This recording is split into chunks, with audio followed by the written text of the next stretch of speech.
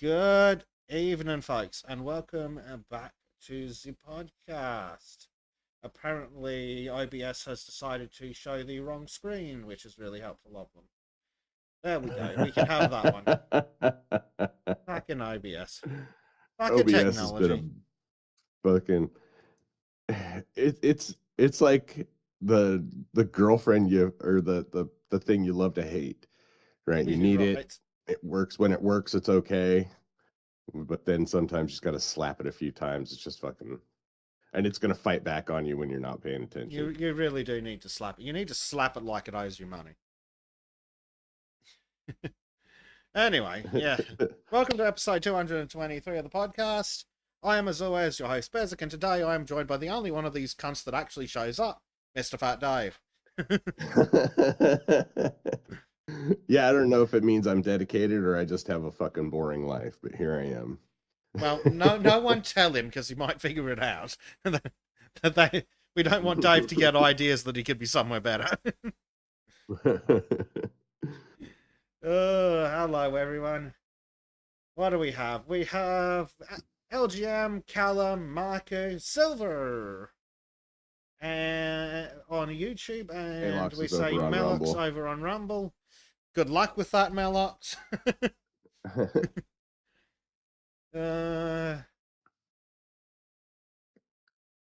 Let's see. All right. Yeah. I just need to slap Restream around gently. Yeah, there we go. Okay, cool. I can see everything I need to see. So, yes. Welcome back. Let's do some shilling, shall we? Oh, we have an theme as well. So, yeah. If you would like to pay money towards things such that support the channel, such as possibly going over to Twitter as well for the streams, since I'm already paying for Restream, you might as well fill the slot. Pay for things like getting me the fuck out of this job as soon as possible.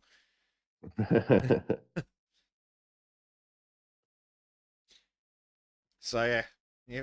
And in exchange for your pennies, in exchange for your shekels, you get some privileges such as super secret Discord rooms where you can talk shit about the people that don't pay me. You can submit video or written comments that will actually be played on the show. And you get to join us for monthly hangouts where we often game, but sometimes we just talk shit for 4 hours. Yeah, they're fun times. They are. Maureen nearly pissed herself once, she says. She was laughing so hard. Yeah. And if that's not a review, I don't know what is.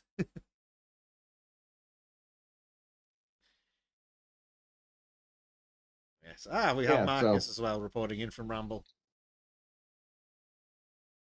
So when are we going to do the next fucking hangout? I don't know. When works for you? Because there's no point asking the others. I mean, I'm cool with either. Say if we want to do it on Sunday, we could do it tomorrow or next week. The 26th. 26th works for me. Speaking of the 26th, England's doing weird shit.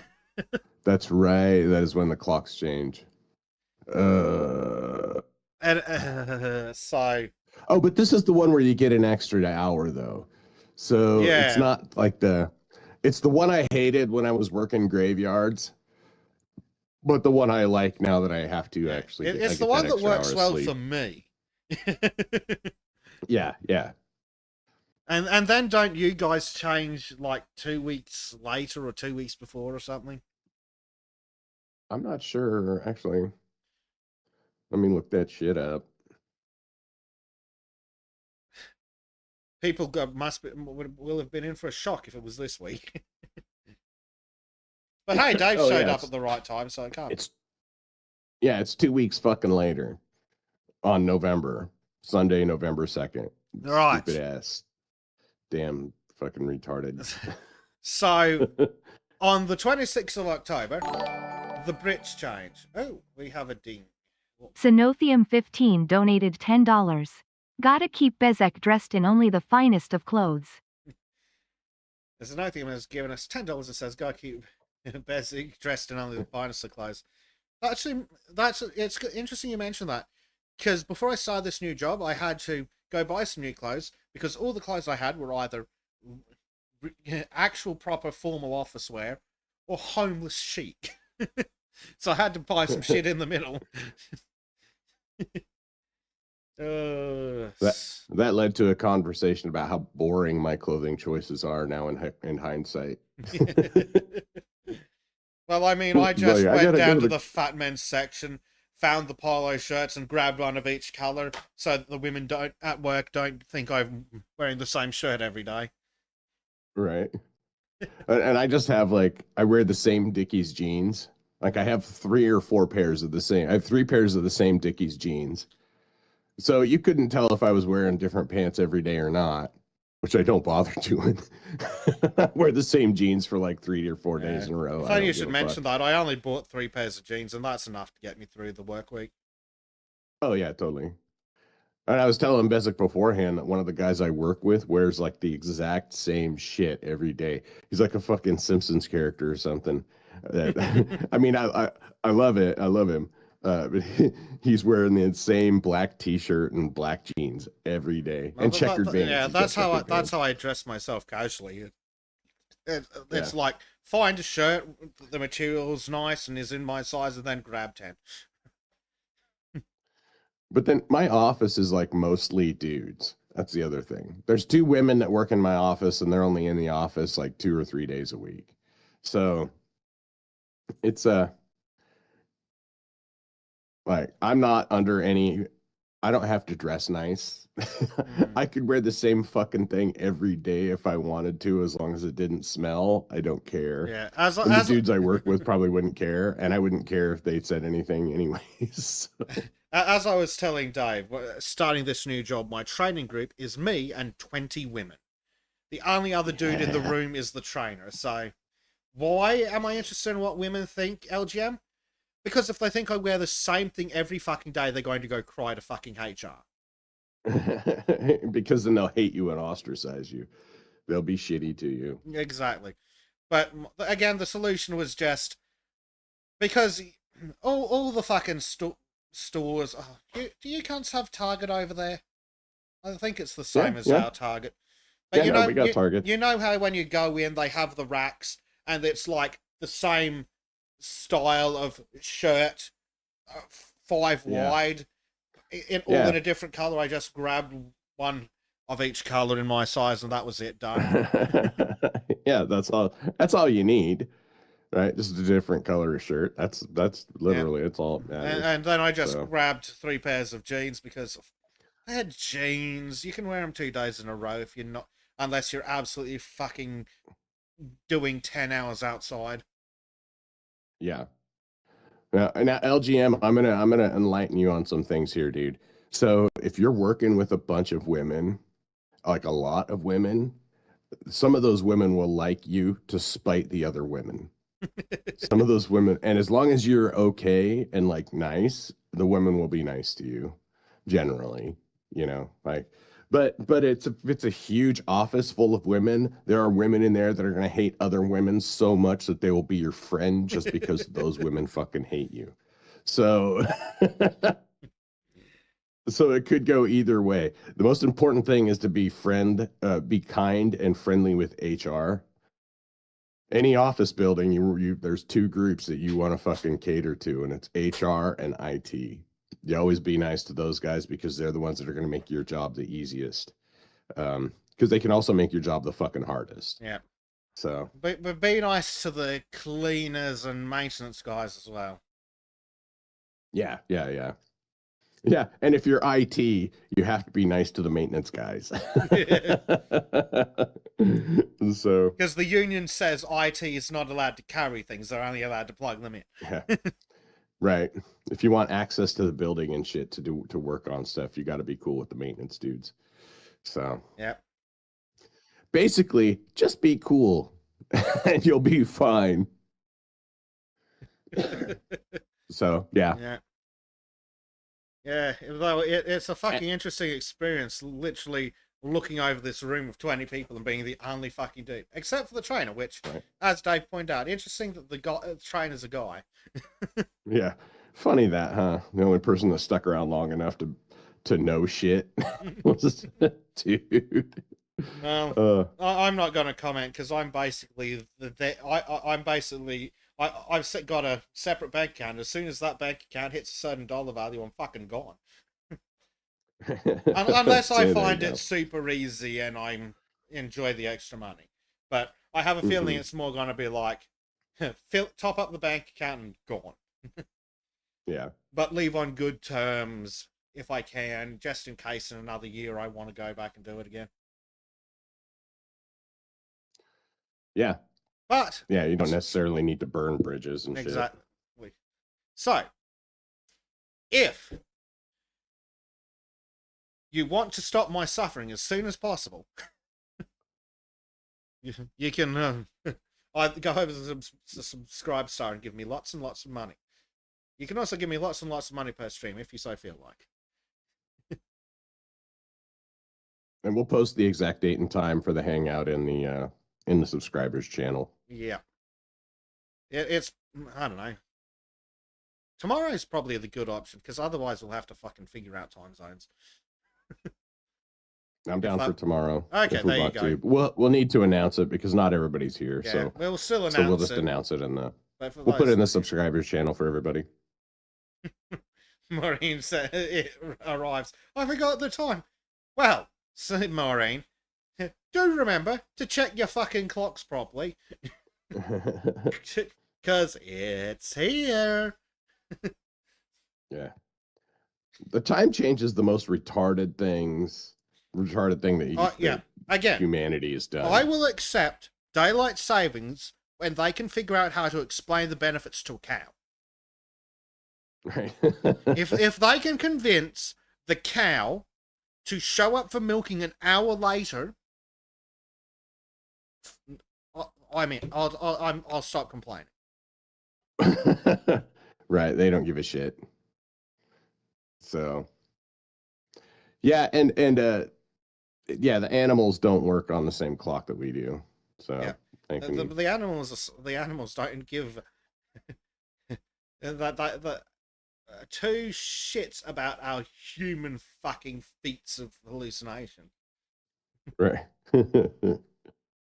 Oh. We got Shade over in the Rumble chat now too. Hey, welcome in, Shade. How's this guy doing with the move? Doing. Yeah, they're in the process of doing it right now. Yeah. So. Yes, in an absolute pain in the dick. Yeah. Hopefully she should be back by next week. But we'll see. Yeah. Same with Bleach. Bleach is out in the fucking woods today. Yeah. I don't know, hunting for Yetis or Sasquatch or something. He's out squatching. Yeah. No. Exactly, LGM. If the politicians can explain to the cat why he's getting fed an hour later.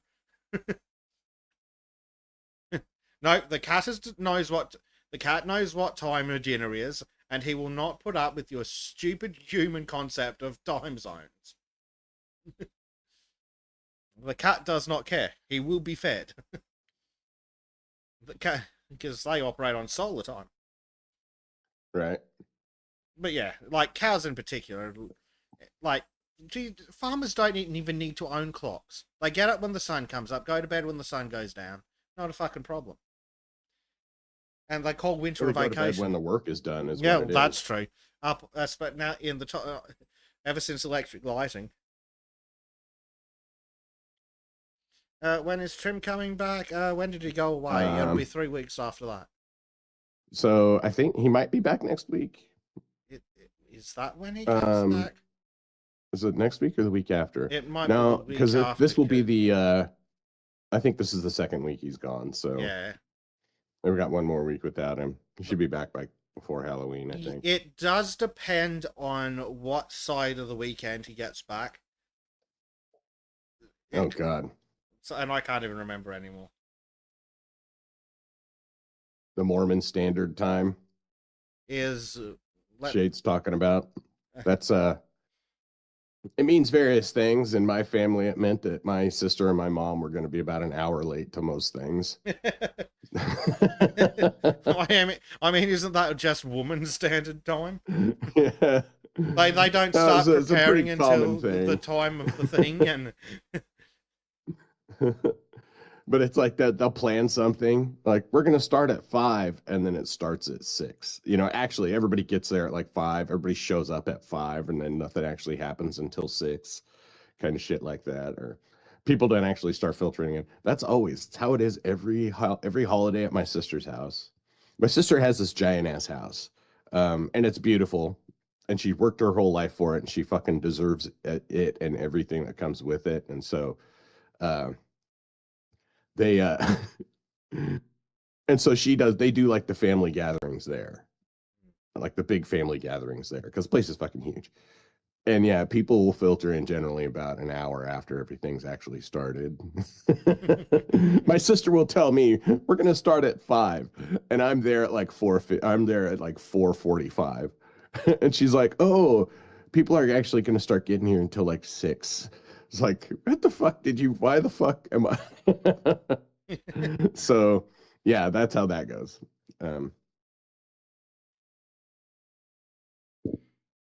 It's about an hour behind.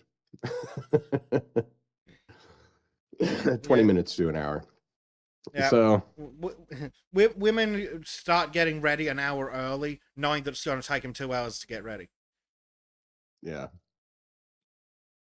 And then they'll start getting ready, and then you'll be sitting there fucking waiting for them for like 45 minutes, and then they'll come out and be like, "Why are you sitting on the couch? We've got to go." It's like, I'm gonna fucking kill you. Come here so I can strangle you. Yeah. The other side of that is like the other side of that is that I is with kids, right? You're telling the kids, okay, we got to be going in 15 minutes. Okay, get ready. And then it's 15 minutes goes by, and it's like, why don't you have your fucking shoes on? They're like, we're ready to go. It's like, why don't you have your fucking shoes on? We need to fucking go now. Your fucking shoes on. Throw them and the shoes into the car. just pick them up with one hand, the shoes in the other, throw all into the back seat, and in theory it'll sort itself out. Oh dear Jesus. So yes. So it won't affect Sultans of next week, but the week after, time zones will do weird shit. Figure it out. 2 p.m. London time, you'll have to do the math yourselves. Yeah. All I know is it means we start at midnight for me. And then in 2 weeks after that, it does weird shit for the Americans again. Yeah. So yeah, that's right. I get to sleep in for an extra hour. For 2 weeks. Because it doesn't start until 8. It doesn't start till 8 US time for a couple of weeks. And then it starts then we go back. So yeah. Fucking daylight savings. It's satanic, and anyone in favor of it should be burnt at the stake. It's part of you'll never convince me that daylight savings time is not actually part of the global intifada to destroy the Western countries by weakening us. I was like, on the day that Shim comes like, well, the good thing is, I think that the time zone changes for Trim on the same day. Maureen might be able to confirm, because I think Maureen's time zones change at the same time. I think most of the world changes on the 26th. It's just America that changes on the 2nd, and it's because it was pretty standardized beforehand, but then for some reason during the fucking Bush administration, they pushed it off to the Bush administration. They pushed it off 2 weeks so that the time changed after Halloween, which ends up sucking, right? Because then you're it's trick or treating sucks Mm. because you're not going out. It's like dark, or it's not dark when you're going out trick or treating. It's all the kids going out trick or treating when it's still fucking light outside, which is annoying. It's not Yeah, as where's the fun. fun in that? It's much funner to go trick or treating when it's dark when you're a kid. Yeah, yeah. Wait, well, that's the whole point of it. Go out in the dark, mostly unsupervised. Yeah. So yes, next week should be the same time for everyone. The week after that, figure it out your fucking selves.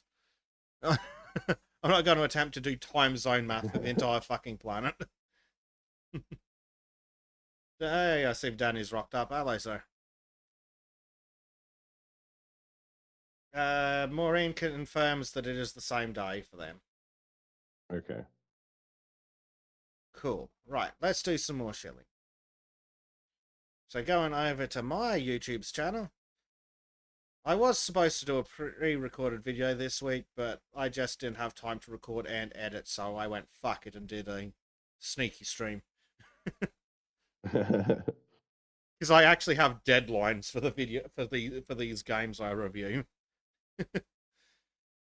And in order to get it out, it's like, fine, fuck it. Do a stream at a weird hour that works for literally nobody but me. Oh dear. But yeah, that was a stream. Some people came to hang out a little. What else has happened? Trim has a channel. Trim has been doing some Zygothrax. Yeah, we did a Glory Hammer because my son and I went to that concert. And that's when, like, I told Trim that we went to that concert, and that's not my kind of music, right? Like, it's just not what I listen to usually. Oh, my son fucking loves it. It is his jam. He loves power metal. He loves that stuff. Um, and so I took him to this. It was the Ailstorm Glory Hammer Glyph concert, which I've talked about. Very nice. And then afterwards, I told Trim we went to it. He's like, let me draw Zargothrax. And I was like, who the fuck is Zargothrax? And he's like, oh, he's from the Glory Hammer stuff. And so then I started looking into it, and these guys have a huge fucking wiki, and it's hilarious. It's fucking awesome because they have a wiki with all, and it's just the stories of their albums, right? And it's a funny and really dope story. And so Trim and I did that, and we talked about it we read the wiki page for Zargothrax on here. If you want to get a taste of how just absolutely hilarious it is. I it's like, I can't help but love these guys. Even if I'm not like super into their music, I can't help but love them for the creativity and the humor they put into the stories of their fucking music. You know, even to just have stories in your music. It's not sad boy sad boy love songs, you know. It's like he took his fucking glory hammer and smashed the evil wizard, you know. It's cool and it's interesting. It's not something I'm used to growing up listening to dirty punk music all the time. So yeah, Nice. And next it was week, a fun stream. Trim has something extremely else very interesting and extremely meme worthy coming out. I don't know if it's next in the order of recordings, but I'm going to release it next because I think it works better that way. Dave probably knows which one I'm referring to. Yeah. But it's the picture's very cool, so I think you'll like that as well. Go watch Trim's videos. Yeah. They're good chats. Yeah, and he's been killing it with these new brushes too. Like, they look so good. It's good seeing. It's seriously, it blows my mind. Like, it blows my mind how these things how they work. You know, so I could fucking nerd out about that shit all for hours. But you did with Trim when he sat there and showed you brushes for like an hour. Yeah, that's true. We did. Oh dear. But yeah. Speaking of art, you're the one who schedules shit. Have you scheduled shit yet? I've got it. I don't have it the stream set up quite yet, but um, this week, last week we did Jacob Jordan's, the Flemish master. We talked about the difference between the Dutch and Spanish Netherlands. And then we did some history about the 80 Years' War, and then talked about some of the art because Friedrich Hendrik, however you want to fucking say it, the city subduer, he has a giant this giant 25 by 24 ceiling piece dedicated to him and his victory of peace over the Spanish through diplomacy. So it's an interesting story. This next one we got coming up, we're doing Albert Bierstadt, who is he's one of the early American landscape artists, great landscape artists, and he did a lot of really idealistic and grand paintings they're very awe-inspiring when you look at them. Like, they just are massively reflective of the sublime beauty and power of nature. Yeah. And so we'll be talking about those. Mostly we'll be talking about him, though, because he had a very interesting life. And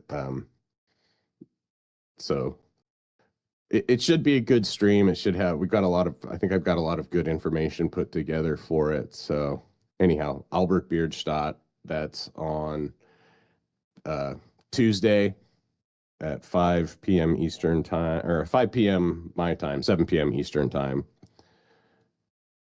And yeah, it was a good time. Check out the old videos too if you want. I almost got the sound perfect on this one. I just fucked it up right I forgot to add my mic to the main scene in the last one. Oh, Jesus. Like, streaming really is not easy, is it? It's just one of those dumb things you forget, right?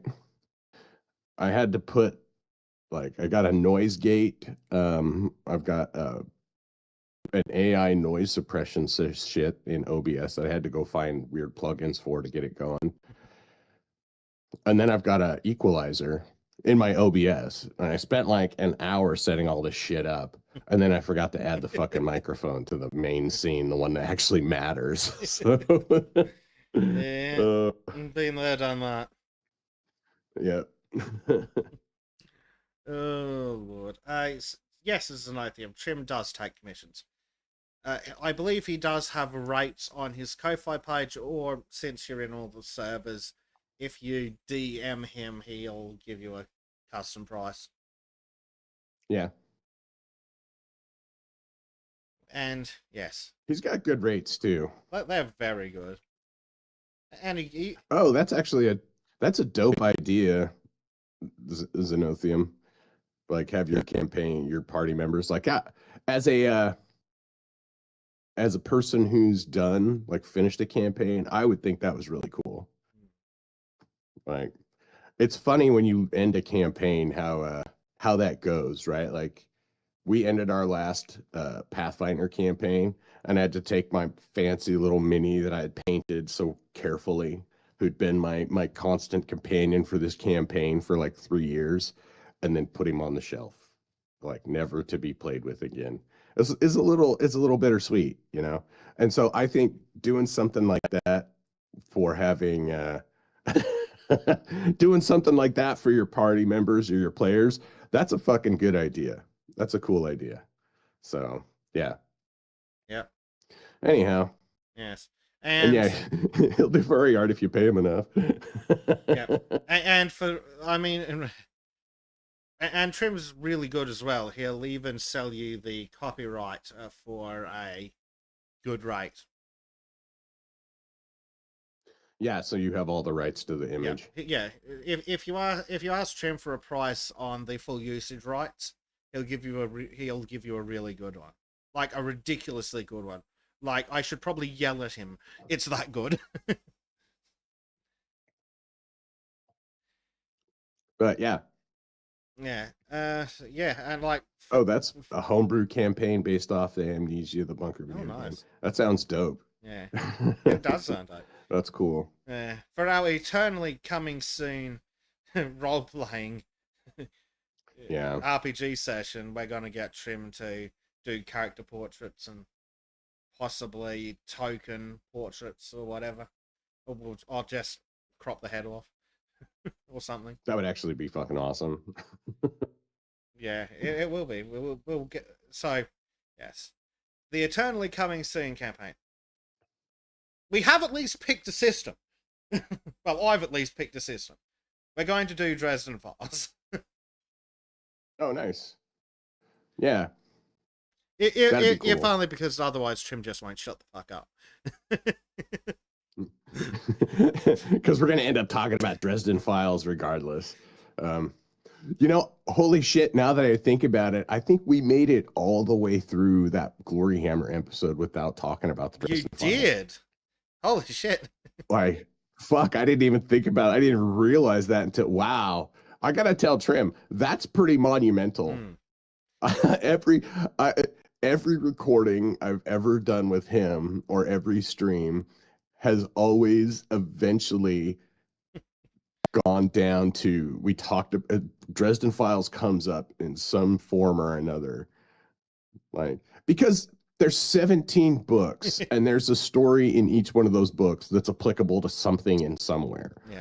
Right. So it's easy to do a callback to it. So, but that's crazy. I can't believe we did that. No, Trim didn't even suggest the Dresden Files. He didn't even know it existed as an RPG system, I think. But yeah, I think that call was made a while back. Yeah, I'm not sure exactly. We still have to figure out how much of the Dresden Files universe we're going to use, but we are going to use the RP system. Yeah. And I'm not sure what we'll do with it or where we'll set it. Is it a D20 system or is it a? I don't think it's a D20 system. Though it does have like an simplified version, faster play as well, which is probably what we use. So, yeah, it's great fun. Got to figure out the setting.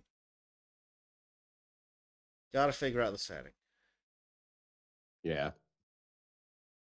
Yeah, that's okay. But yeah, it's coming. But, and Prime Team. Hello, Prime. Morning, afternoon, primed. So. Yeah. So. Yeah. Anyhow. The Eternal coming soon. Anyhow, right. Coming soon, TM. Yes, the TM is very important. Yeah.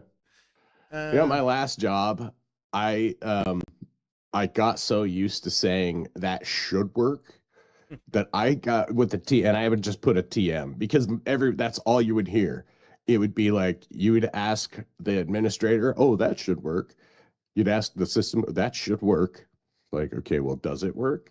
And so I would just be should TM for everything. That should work, TM. So. Yeah. Oh, dear.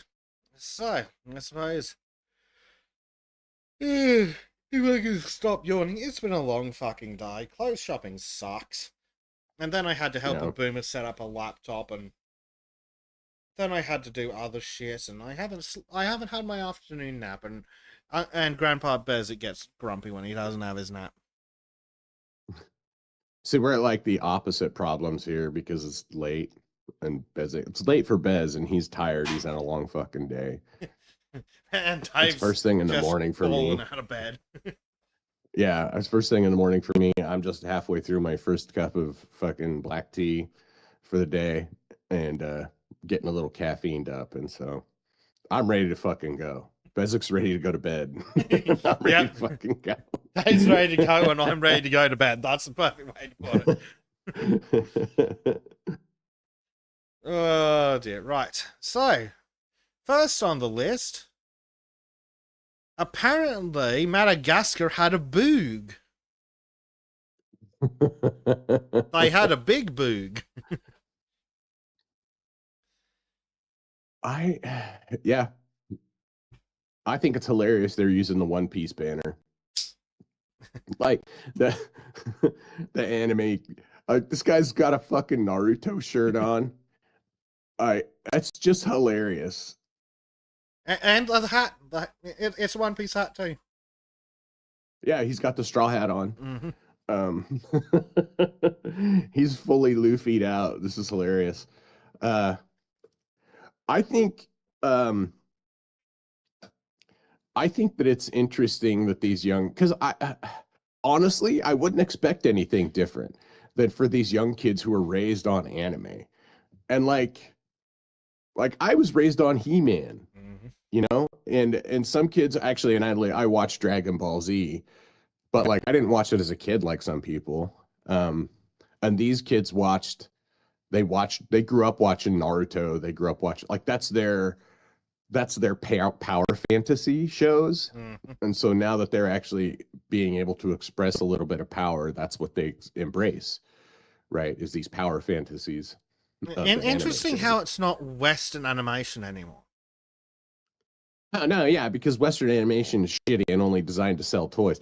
Yeah. Could you imagine that motherfucker holding up a bean mouth?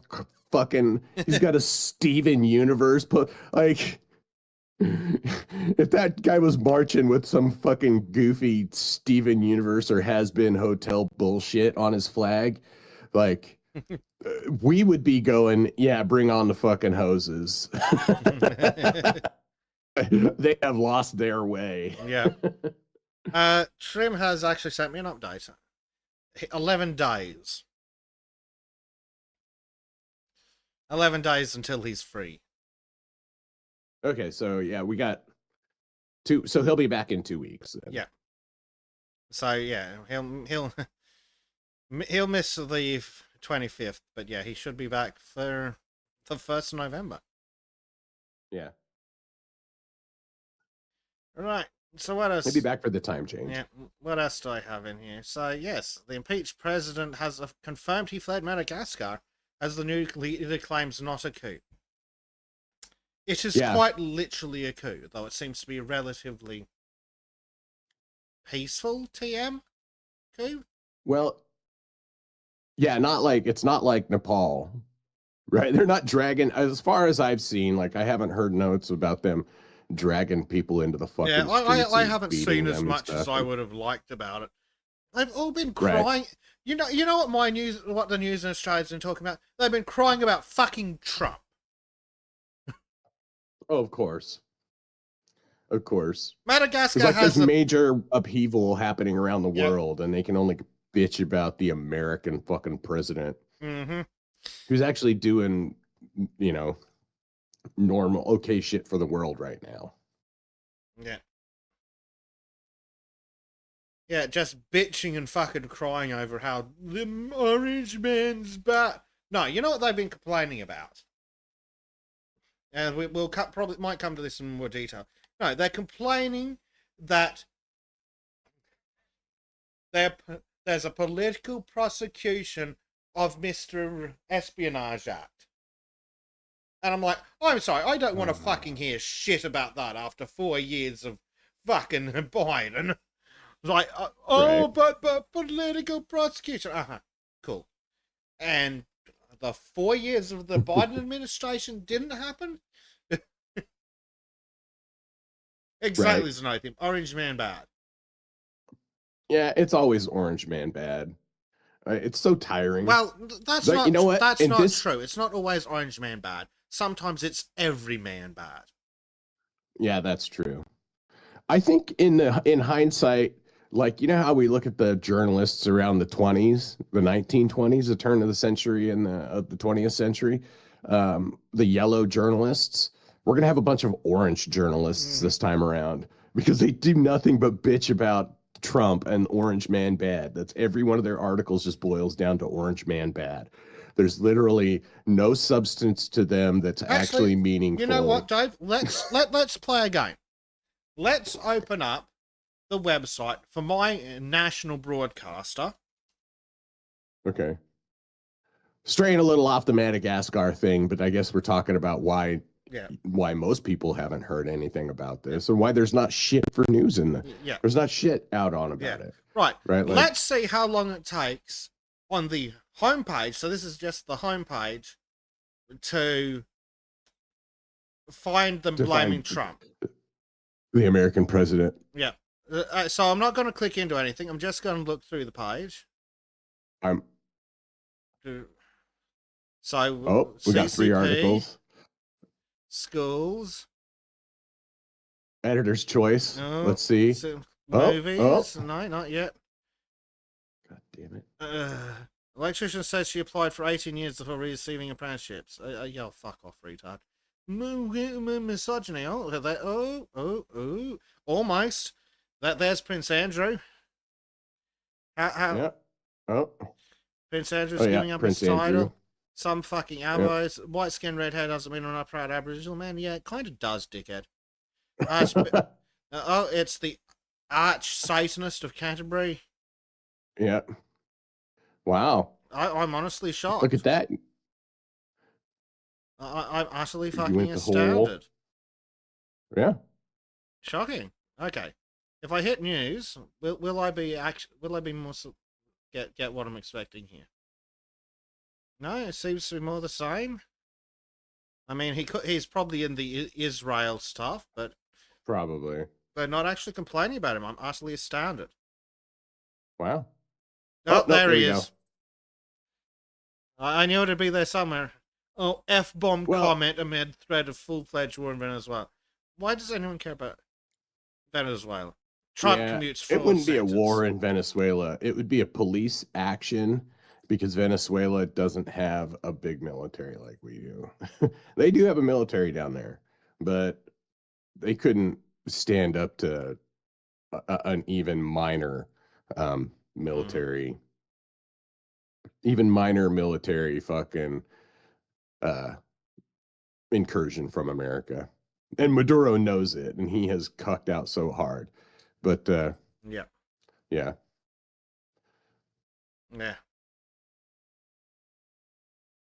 Have we let's see, what do we got?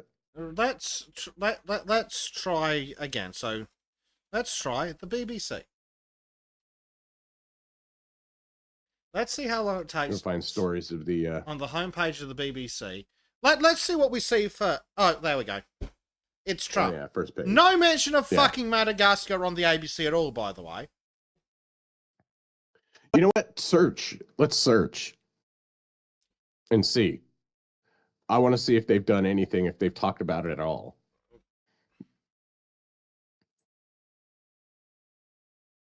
Madagascar. Not really. Protest organizer. Yep. Oh, there you go. Crowd cheers, military unit seizes power. Interesting how none of these seems to be them actually winning. Anyway. Yeah, that's how fucked the news is. Like, our country has a military fucking coup. Not a fucking peep. But, Trump said something and he's talking to Putin about Putin not being in Ukraine. Oh, shut the fuck up. I still don't fucking care about Ukraine. I will say, on the grander scheme of things, Trump and Putin talking to each other in a favorable how Trump and Putin are talking to each other is far more important on the global stage than which tin pot dictator is running this fucking shithole African country. so I can see in that regard why they wouldn't give a fuck about Madagascar. But I watched the news for an hour, and they talked about Trump. Then they talked about some stupid fucking surfer who's retiring, and at no point did they talk about a fucking military coup. Like, okay, yes, you start with Trump and Putin talking, because that's the most important thing. But maybe you slide in that a country has had a military coup somewhere before the fucking surfer retiring.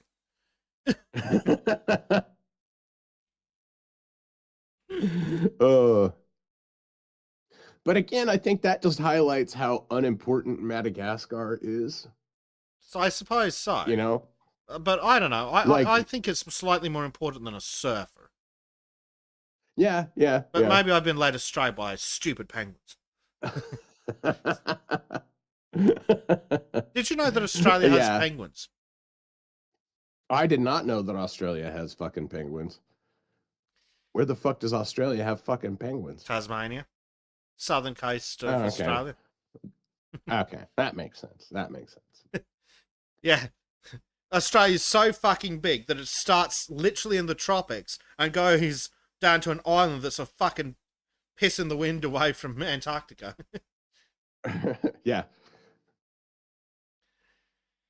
Yeah, it's wild. It's a weird place. Mm-hmm. Weird place full of weird people and weird animals. Yep. And the animals are worth keeping. We're going to talk about the trees later. That's going to be fun. Oh, nice. So I get, and again, I don't know shit about this. And maybe that's on me for not doing more investigation on the coup in Madagascar. I just knew it was happening, and I saw that image with the kid with the fucking Yeah. the One Piece thing. So, but you know what? I'm not surprised, dude. I'm not surprised that Gen Z is taking power back from these fucking corrupt boomer shitheads.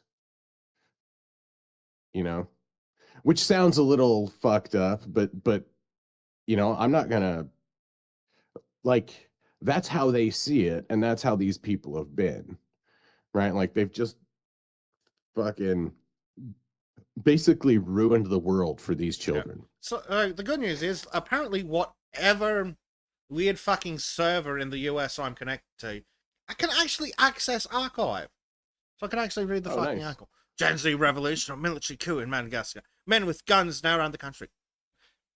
Right, dear fuckwits from The Economist, please tell me what country men with guns, well, the people who run the country aren't men with guns.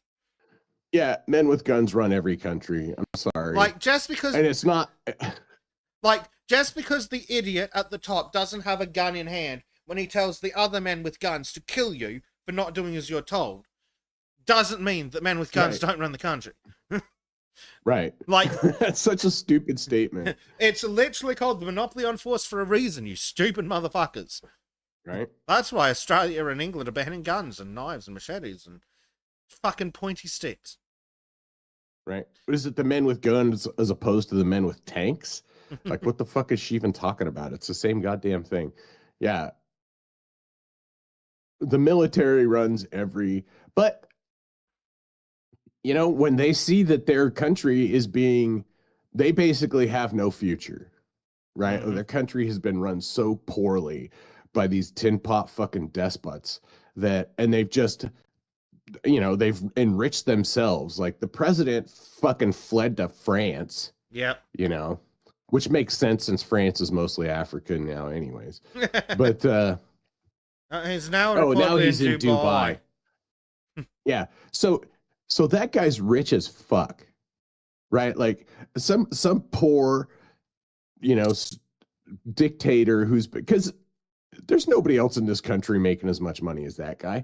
No. He's looted the country and the economy and fucked off to fucking Dubai.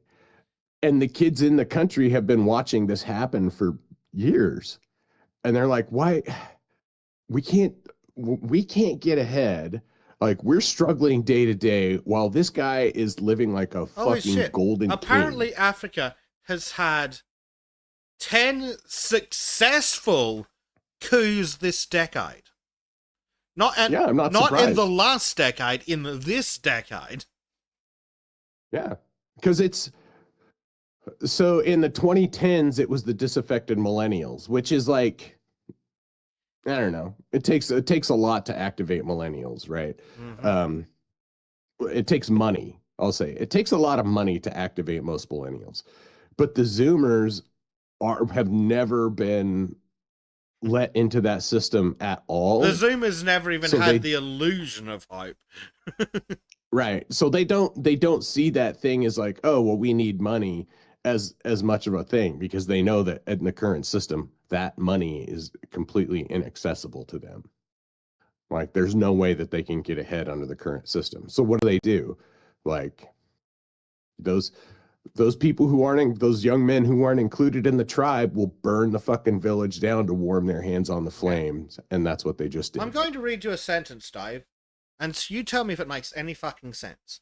On the island, Right. almost 70% of people live on less than $3 per day, one of the highest shares in the world. What? I can't even fucking... What the fuck does that mean? I don't fucking know. It's so wrong, I can't even figure out what they meant to say. Yeah. That's like fugue state writing. They're just stream of consciousness writing shit. It's like, wait, bitch, that don't make any fucking sense. Yeah. So We have better editorial standards on the fucking Sultans than The Economist. oh yeah. Like seriously, if when one of us writes an article, like 4 other people are sitting there with and out come the red pens. Right. Poor Disco submitted. One of the highest I don't understand what the fuck that mean. That is even supposed to mean. Like wild. Hey Earl, morning. Tristan, morning, Tristan. Yeah, like even if you look at the contents, it still makes no fucking sense. Right, like, and that's like meanwhile, a small elite is fabulously wealthy. Exactly, that's exactly what I was saying. Now that's the problem. The boomers in the country have been running. You know, it's what happened to the Marcos regime in the Philippines. It's what happens. Look at this. That's why they've had all these. Oh, go ahead. Like look at this bad fucking writing here. Much may depend on Mr. Don't Care himself. The 51-year-old is a little-known figure even in Madagascar. He played no big part in 2009. What the fuck's relevant about 2009? Like, is this it? In 2009, there were protests against the government. Right, now, okay. Yeah. Maybe try connecting your thoughts, guys. Oh, God, this is poorly written. Sign up. I mean, no, you don't deserve money. You deserve to be put in the stocks. Well, so yeah, it's like I said though, like there's a bunch of kids who have no freedom, right? Basically, they have no.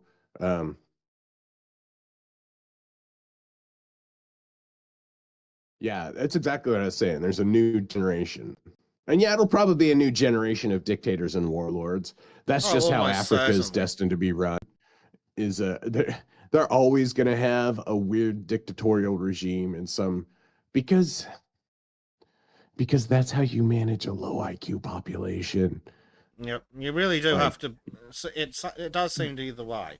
Like, how do Africans run themselves with incredible amounts of violence to beat them into submission? Yeah, you can't. It's not. You know, and you can say whatever you want. You can call it genetic, you can call it cultural, you can call it whatever. The simple truth is that these people don't understand the I'm not mad, I'm just disappointed way of punishment because they don't give a shit about that. They don't care what you fucking think. And the only thing they understand is the stick. Yeah. The carrot and the stick is the only thing they understand. It's not harmony. It's not like get along with your fellow man because they're all living under a scarcity mindset because they've always lived under a scarcity mindset because they can't fucking build society. Not to say that there aren't far too many white people who need to be given the, shall we say, the corporal method of instruction on how to behave in society.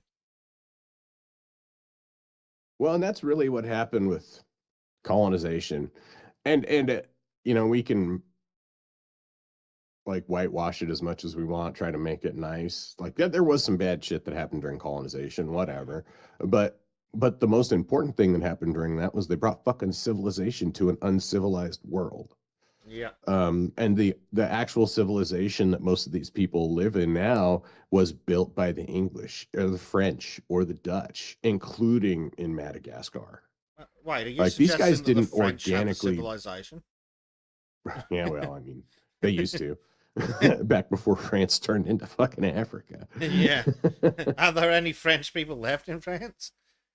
Oh, God. And as much as I hate to say it, as long as they can just save Paris, they can give away the rest of France. But I hate Paris has been Paris, a but there's so shithole for a much. long time.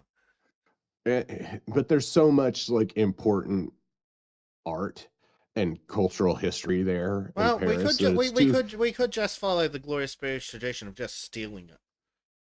Yeah, it's too important to be abandoned to the Muslims. You know, I feel that way about London too, but it's too late for London. I don't, and yeah. it's probably too late for most of France too, honestly. Yeah. Unfortunately, if they were more important, then I would know more about them. Yeah. Fuck France. I only care about the artists from fucking 400 years ago that have art in France. I don't give a shit about much else. There's not there. Oh God, the popular art of these days is just disgusting. Yeah, a lot of them. Yeah. Anyway. And yeah, right, Xanos. They weren't always colonizers. They were pioneers. They were settlers. You know, they were settling like the people who came to America. They weren't invaders. Mm-hmm. They didn't conquer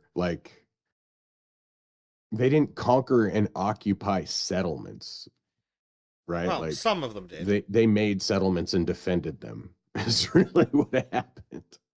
Oh, like yeah, they had to. Sometimes they went overboard and fucking hunted the natives, but it wasn't like they were building. It wasn't like they kicked all the Shoshone out and then fucking moved into their teepees. You know? So no, I don't know. Humans do wacky shit when there's money and glory at hand. Anyway, speaking of money and glory at hand, meet the new president of Madagascar. Which I don't know when or why it's trying to autoplay, so I'm just going to ignore that. Shut the fuck up, you stupid video. So an army colonel who seized power in a military coup was sworn as Madagascar's new leader Friday in a lightning-fast power grab that ousted the president. And God, this is even in the AP. That's not how you write this sentence. In a lightning-fast power grab that ousted the president and sent him fleeing the country into hiding. Well, no. The power grab happened first, then he was sworn in as president. Yeah. But you know what the thing is you're not changing a goddamn thing in that country unless you change all those people sitting right there. Yep, this is the High Constitutional Court. Like, yeah, they're the ones who allowed it to get that bad in the first place. Yeah, exactly. They're part of the problem in the first place.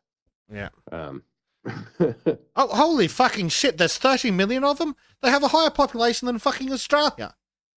Jesus Christ.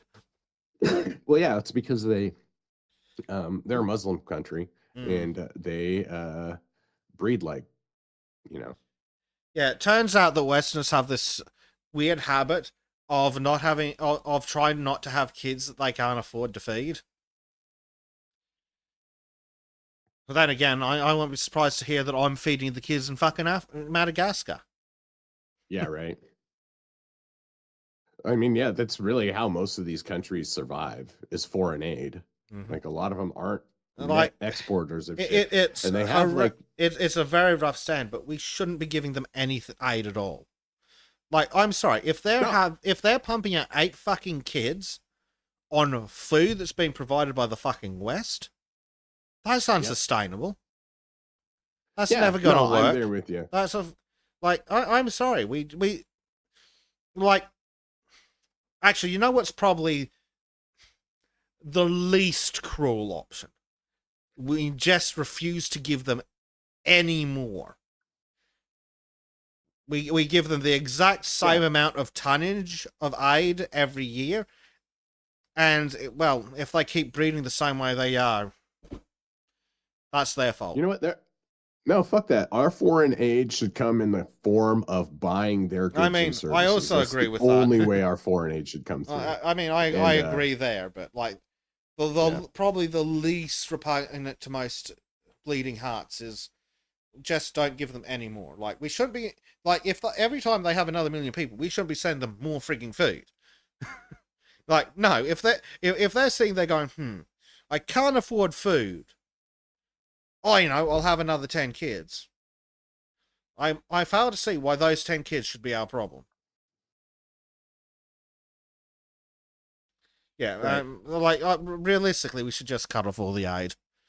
Like, Right. Because the only way that they're going to grow as a society or a country, the only way they'll evolve is through like the necessity of commerce and like they're only going to evolve if we force them to fucking do it. yeah, And I don't mean like okay, maybe not force, but like we're not going to hold a gun to their head and force them. What we do is we stop giving them fucking handouts and allow them to evolve naturally.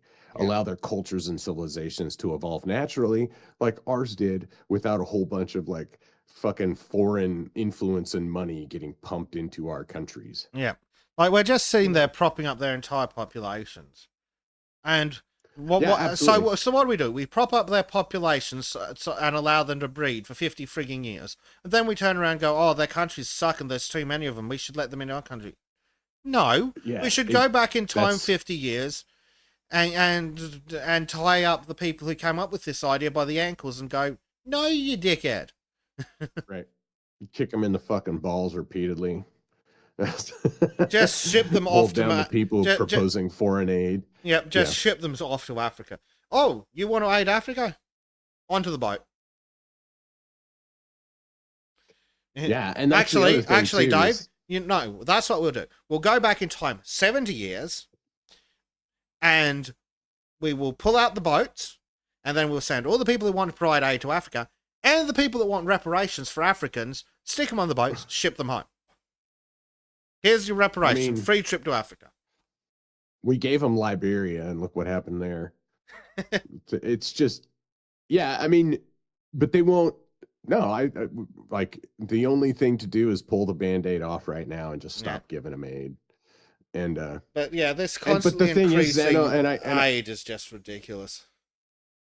So I want to address a couple things in the chat. So Tristan is 100% right. The way that the way you make the world compete for jobs in America steals the most talented people from every country, ostensibly steals the most talented people from every country and brings them to America. So it robs those countries of being able to utilize those people to build their own countries or to drag their own countries out of the fucking gutter. So yeah, well, I think it is reasonable to say that the demand for competent Indians exceeds supply. Well, that's and you can take sure, that any way you like. Zero in most places. So well, the only place that there's a demand for competent Indians is in India. We don't need competent Indians here because we don't fucking need any Indians here. No.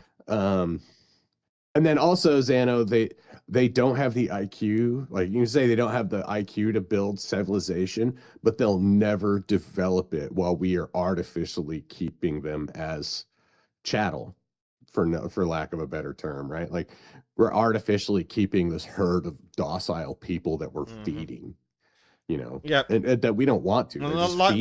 We're basically just fucking raising cattle, but then not doing anything with it. We just keep giving it food, and then it breeds, and then we give it more food, and then it breeds more, and then we go, oh shit, we don't have enough space in the paddock. Yeah. That's an analogy, by the way, YouTube, not a direct comparison.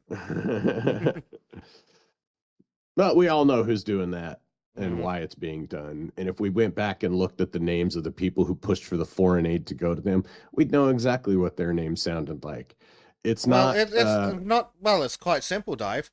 If you get the government to give you $1 billion for foreign aid and then provide $1 million of food, and then no one checks, well, that's kind of their fault for not checking, isn't it? Right. But yeah, so they've had 3 weeks. So going back to Madagascar, they've had 3 weeks of youth-led anti-government protests, frustration over chronic water and electricity outages. Ooh, South Africa could be next. But snowballed into anger with the leadership of the former president. At least 22 people were killed in the protests after initial crackdown by security forces, the United Fuckwits said. 22 people killed. That's really not many for a country of 30 million. Not really. But then, how many of those 30 million people actually have like indoor plumbing and like running water and electricity? I bet there's a lot of fucking apparently no one has running water because they're having water outages. Oh, nice. Yeah, chronic water and electricity outages. Boy, I wonder why. Is it possibly because they can't maintain the infrastructure the Europeans built for them? Could that possibly be why? Possibly. Or they haven't well, did the Europeans even build infrastructure for Madagascar? Like, didn't the French just pop in for a bit and go, why are we here again? And then World War II broke out and we had to kick the French out, and that was about the end of it. There's probably a lot more to it, but shockingly, I don't know much about Madagascar's history. Yeah. Dear. So they say the UN has condemned the military takeover. Who gives a shit about the UN? Fuck the UN. It's not their fucking business. Yeah, fuck. As an unconstitutional change of government. According to whose constitution? Theirs? You mean the constitution that they just overthrew? That one? Go fuck yourself. You mean the constitution that the constitutional court has just approved the overthrowing of? I don't know. It looks very much like they've just decided it's illegal, so you can fuck off. And frankly, the UN should. Why the fuck is it any of the UN's business if a country decides that it wants to overthrow its government? Like, legitimate. Because it's not because the UN doesn't want the will of the people to happen. We know that. Yeah. Because it subverts their fucking Jewish agenda, dude. That's why. Yeah. That's why. So anyhow, they can't let people rule themselves, because then they might make choices that aren't like, hey, let's give all our money to Israel. Or let's let this crazy exploitative multinational corporation come in here and experiment on our population. They don't even know how old the new president is. Wow. Nice. So that the new president said Madagascar will be run by a military council with him as president for between 18 months and 2 years before any new elections. Meaning the young people who inspired the uprising may have a long wait before they're able to choose a leader. Analysts question if the youth uprising was pounced on by the military to seize power. Analysts question? Are the analysts fucking retarded? That's quite fucking obvious to anyone who isn't a fucking professional. Right? Dave? Oh my god. I have you... We need to find somebody who's been in a university and isn't a complete retard, and see if there are in fact secret underground labs in the universities where they extract the brains from the students.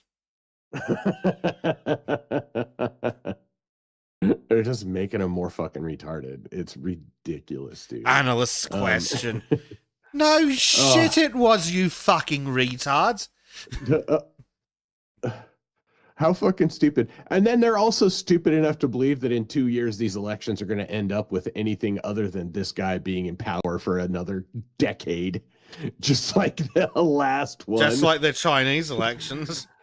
Oh, yeah. This is not going to change anything. It's like, oh, good job. You're just going to replace one fucking tin pot dictator with another tin pot dictator. Mm-hmm. Good for you. Good job, guys. Okay, whatever. Yeah. Yeah, the corruption and the nepotism of the elite will never stop in Africa. It is their culture. I'm sorry. I would like you to explain the difference between their culture and our culture in that one specific way. That's fair. Yeah, that's totally true.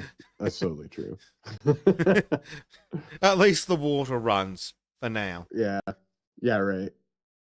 For the time being, at least we're able to fucking turn the lights on and reliably. At least we have toilets, damn it. Right. Fucking Jesus. The coup has been condemned by who? Who, AP? A bunch of some globalist loser faggots. some loser at the UN. I mean, you're not wrong, but yeah, it's just some loser at the UN. And the European Union has called for the restoring of democratic values in Madagascar. Yeah, we've seen what the European Union's democratic values look like. A bunch of unelected fuckheads telling people that never voted for them and are being robbed to pay them what to do. Yeah, that's what the fucking European Union's democratic values look like. Never. Did anyone vote for the head of the European Union? No, they fucking didn't. Now, hold on a second. Right. The European Union collects taxes. No one voted for the leader. Dave, the tree's thirsty. Yeah. Yeah,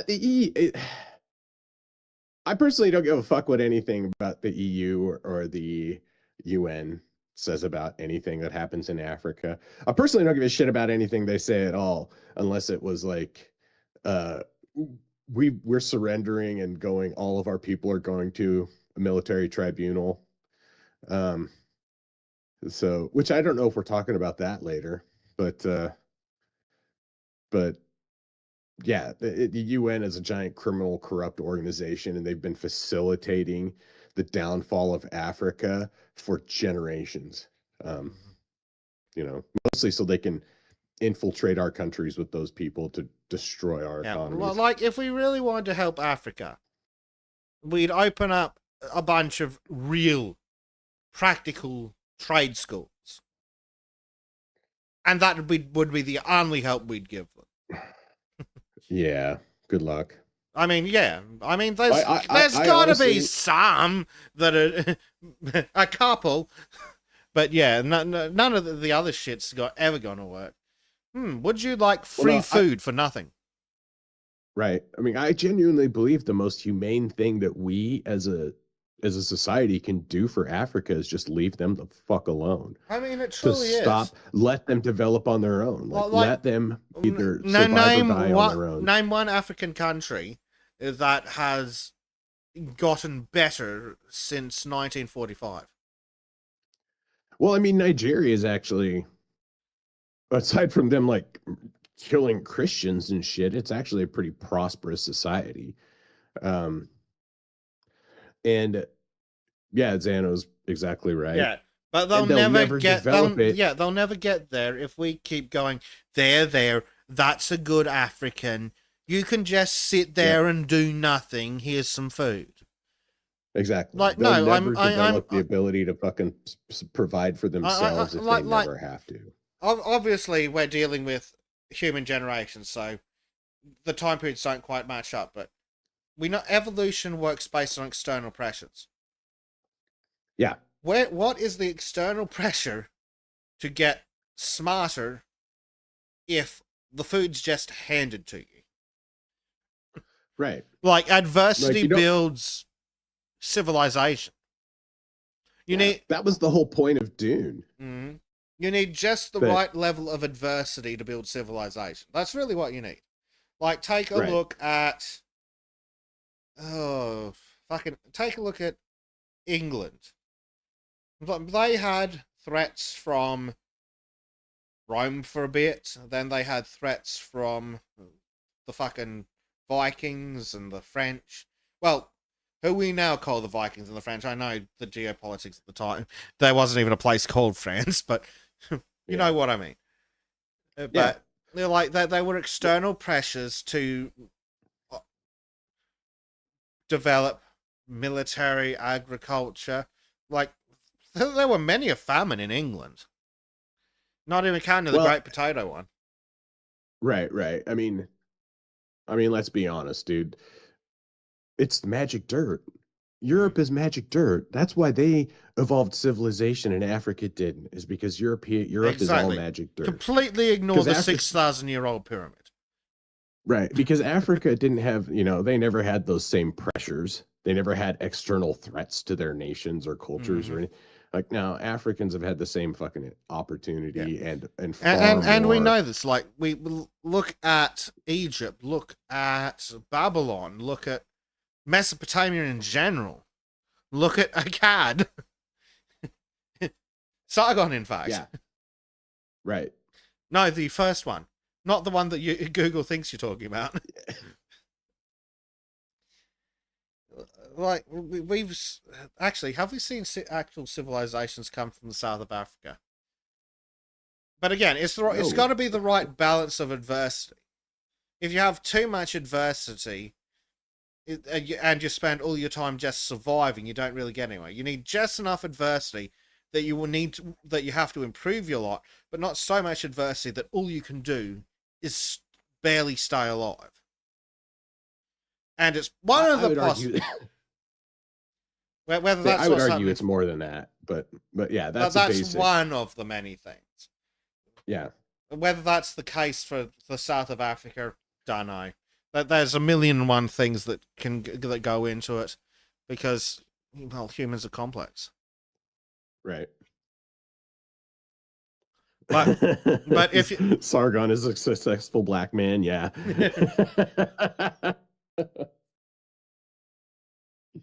Oh. Yeah. Well, yeah. That's the problem with tribes. But I mean, we dealt with this. The Europeans dealt with the same issues in the Stone Age, in the Paleolithic. It's just that our Stone Age ended.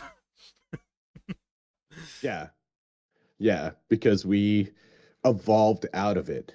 And I mean, if we just pulled everything out of Africa, turned off the power, and blockaded it for 200,000 years,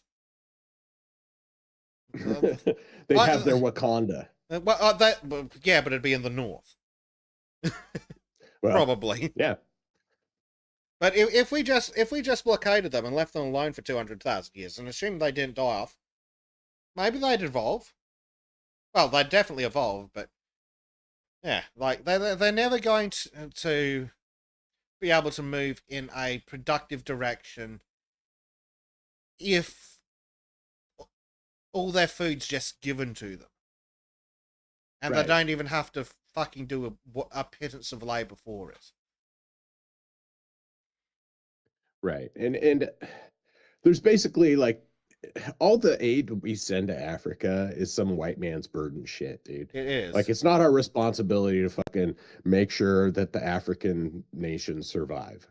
It's not. Like, I'm sorry. It's not my responsibility to make sure that even a single African child fucking survives. I don't. It's not that And before any idiot comes out of the woodwork, the same applies to Ukrainian children. Yeah, absolutely. I mean, the same applies for any non-American child, honestly. Like, I don't have, or non-Western child, I guess is the more appropriate. I don't have a vested interest in their society prospering. Because it's not my fucking responsibility. It's my responsibility to make sure that my society prospers. Yeah. And I'm not going to try to pretend that I have a duty to bring up anybody outside of America. Yeah. And let's talk about non-Western civilizations for a moment. So, the obvious ones that come to mind are the ones we listed before, like Egypt. We also have the the North and Central and even South American tribes. We have the Aztec, the Inca, the Maya. And I can rarely ever remember the fucking difference between them. But they were all civilizations. Right. The Aztec were the violent ones. The Olmecs came before both of them, and there's not a whole lot known about the Olmecs. But they had actual civilizations, right? Like, they had pyramids, they had cities. Yeah, they had actual civilizations. And I mean, fucking Right. Egypt rose and fell like 4 times. Right. Yeah, that's the kind of crazy thing too, is learning about these artists. And like some of the artists that I've learned about in the 1500s were collectors of antiques because they collected Roman antiquities. Right? Because that shit was old and crazy to them too. Though, yeah, like Rome's obviously there, but I included Rome under Western civilization because Right. technically some of their genetics could have made it down to us. Because I am assuming that the Roman soldiers in Britain did what soldiers do when you don't have the rope for that. Yeah. Yeah, it seems like a pretty safe assumption. And a bunch of them did just settle and marry the natives under normal circumstances. Right. But yeah, like, and the same with the Greeks. Like the Romans copied the Greeks. I mean, they literally stole all their fucking gods. Oh yeah, for sure. So they go in that box as well. But yeah, like you've got the Inca, the Maya, the Olmec, the Aztecs, the Egyptians. Who else do you have? Yeah, there's the other ones going up the other up the eastern side of that bit of the world that Egypt's on. Bit of water. Yeah. Personally, I think that the South American civilizations are far more impressive because they built it in a jungle in the rainforest, which is a very hostile place, right? They had to do a lot of, like, for lack of a better word, terraforming to make sure that they could build a civilization there. Yeah, well, there were huge obstacles to those people creating their civilization there that don't exist in sub-Saharan Africa. Yeah. Let's see. Wikipedia's got a few things like cradles of civilizations. So yeah, you've got Mesopotamia, ancient, even ancient India. Actually, yeah. What the fuck happened to you, India? Like, you can go to India and see some incredible old shit. And then you go into a modern Indian city and go, how the fuck did you end up here? Right. Well, you talk to a lot of the modern Indians and you're like, how the fuck did you guys build that? You know, it's like you're sitting in a restaurant shitting your pants. How the fuck did your ancestors build anything like this? Like, oh, it's because it was the ancestors and it's not the same people today. Yeah. And years of inbreeding, years of first cousin marriage have got them to where they are today. Yeah. Yeah, that's why you should never make a habit of that. But yeah, like they've got ancient Indian civilizations. China, I fucking forgot about China. Look at all the shit China got up to. Look at the fucking shit that the assorted.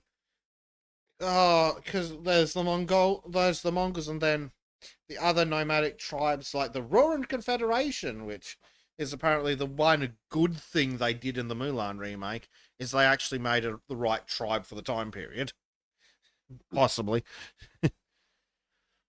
But yeah, I mean, fuck me. How long back goes things like the Terracotta Army? Terracotta Army. Oh, fuck me. Sideways. 210 BCE.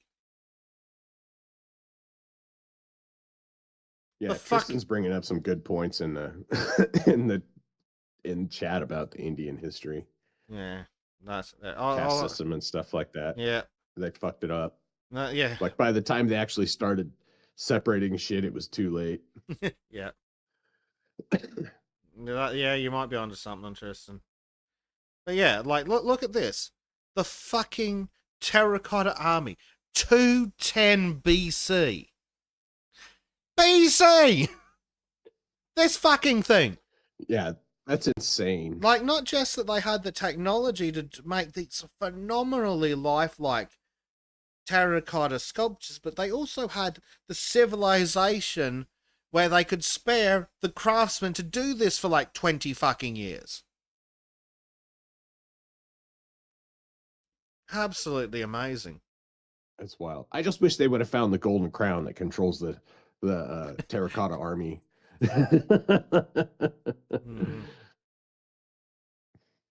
Yeah, too bad. It would have been great to see the terracotta army rise and rampage, overthrow the CCP, and restore the true Chinese government. Yeah. But yeah, like 210 BC, China has a civilization so advanced that it can pull this shit together. Right. God damn, it's insane. And they had writing at the time. They have contemporary written record.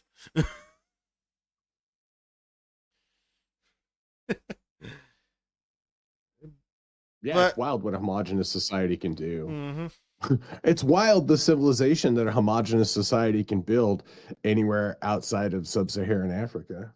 Yeah. Yeah.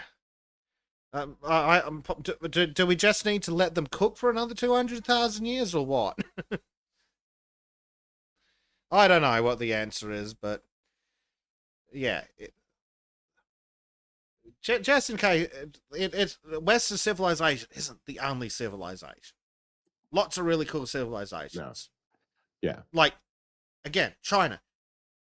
BC! 210 BC, the fucking Terracotta Army.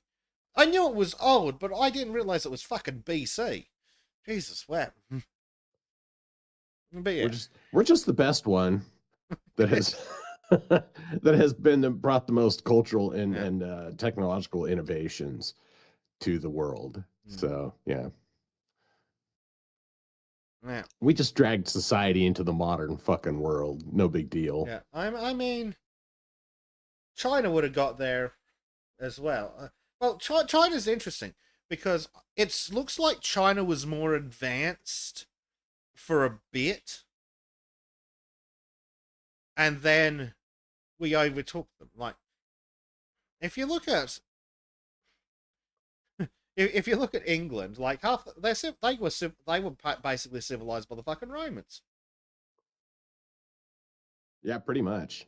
So if the civilization's not quite as old as you'd like to think. I mean, the language is basically Germanic and fucking French. Yeah, many interesting things. Yeah, so anyhow. Yeah, anyhow. Let Madagascar cook for 200,000 years, I think is the conclusion. Yeah. We'll and as long as they don't, because Madagascar, it's like Australia. It has a lot of really interesting and unique wildlife there. Assuming they don't eat it all. Yeah, exactly. So that's the only reason I think I give a shit about Madagascar at all is because they have lemurs. And I think that all of the lemurs in the world live in Madagascar. I think so. So, I mean, aside from the ones in zoos and shit like that, but lemurs didn't exist outside of Madagascar. They're a cool creature, and they're an offshoot. They're a diverging evolutionary branch from primates. Mm-hmm. So I think they bear a lot of. It'd be interesting to study them more. Mm-hmm. But yeah, it's very interesting what can happen to isolated populations like that, because you got those fucking wrens on those islands, which separate over a relatively small time period when on the scale of life, right? And like several centuries or something, and they've diverged so far that I think that some of them can't even interbreed anymore. Craziness. Anyway, what next did I have up on the thumbnail? Oh yes, yes. So, you remember how the US had that social cohesion unit? Yeah. Yeah, so Australia's got one of that now, and they're part of the police.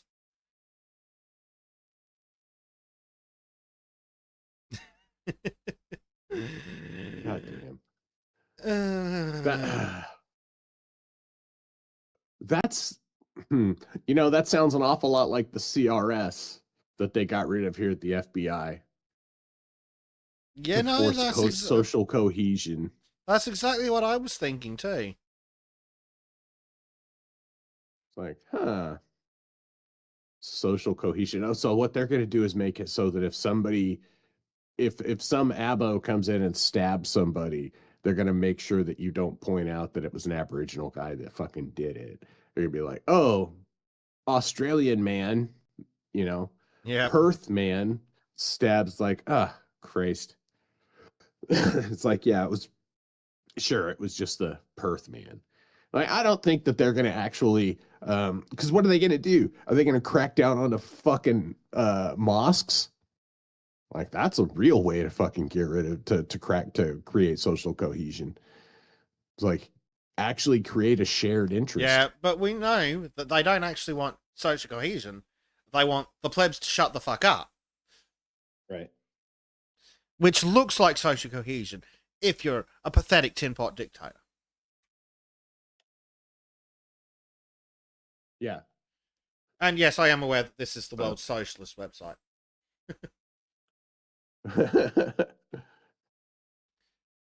Oh no, it's nothing. It's just an open version of the British Nudge Unit. You know what the thing is like, this is an interesting website to get the news from, because they're going to give the gay lefty version of it. So yep. I'm curious to see what this article says. What shocked me is so few people are reporting on this. It is true, by the way.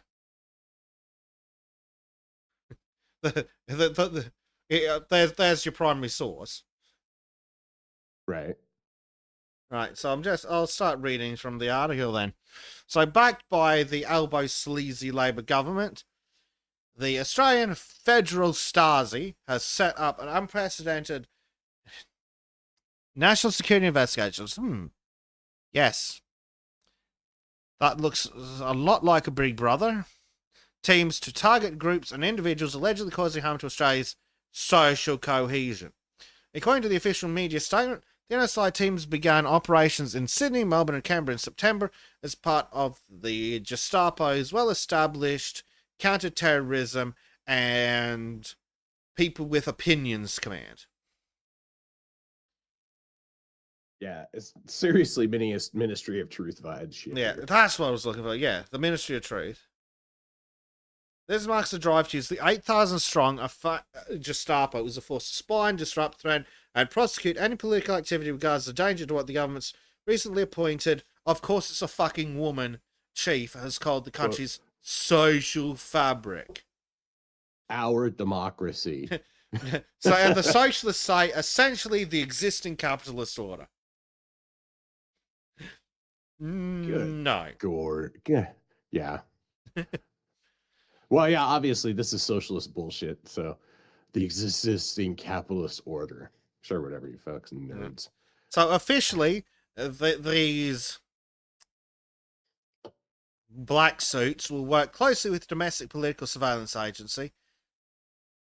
Yay, they're working with the fucking spooks. And the state and territory police forces provide a nationally coordinated, consistent, and intelligence-led response to security threats to deliver the most effective and disruptive policing response.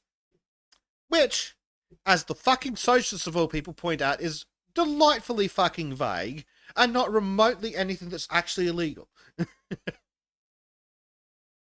Yeah.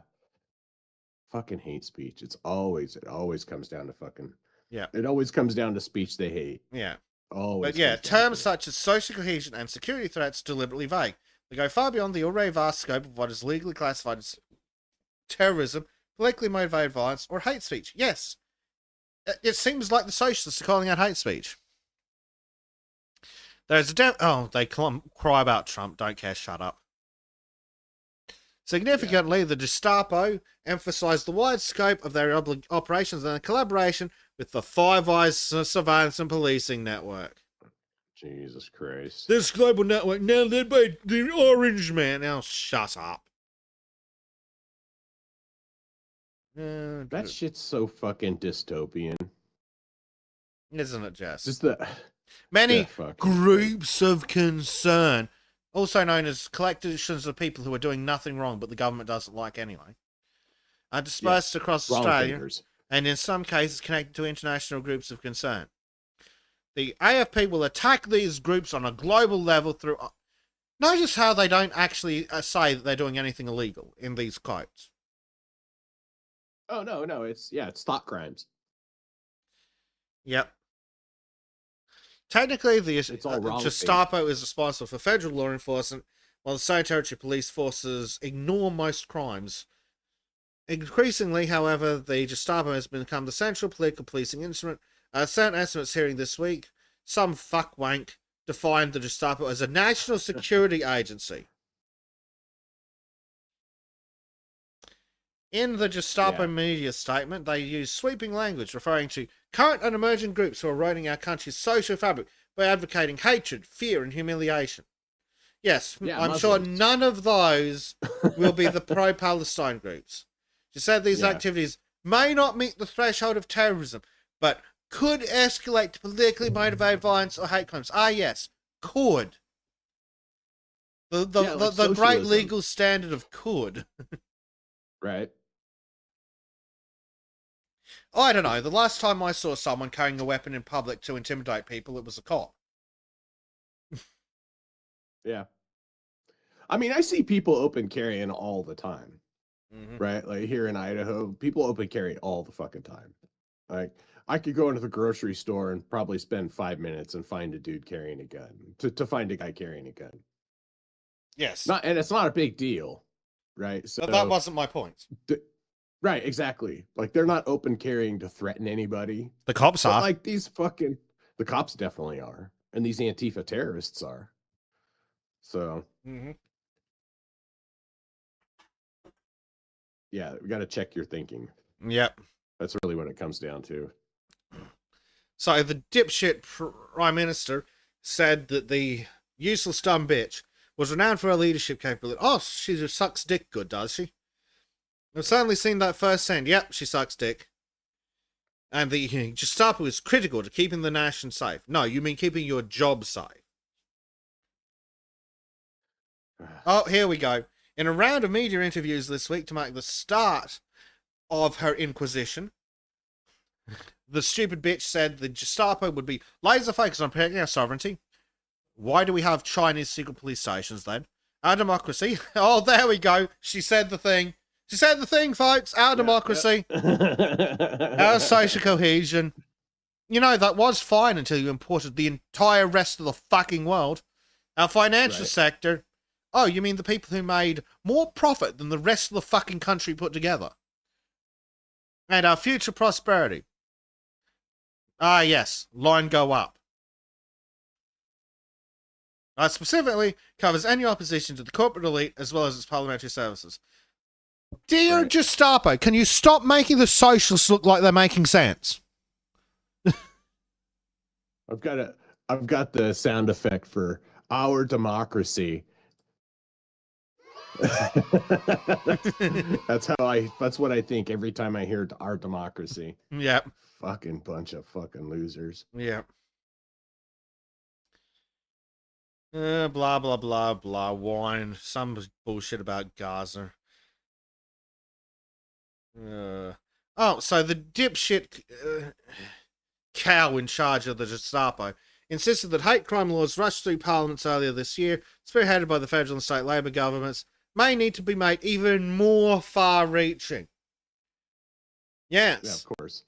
And in there, they'll include public servants as a protected class, I'm sure.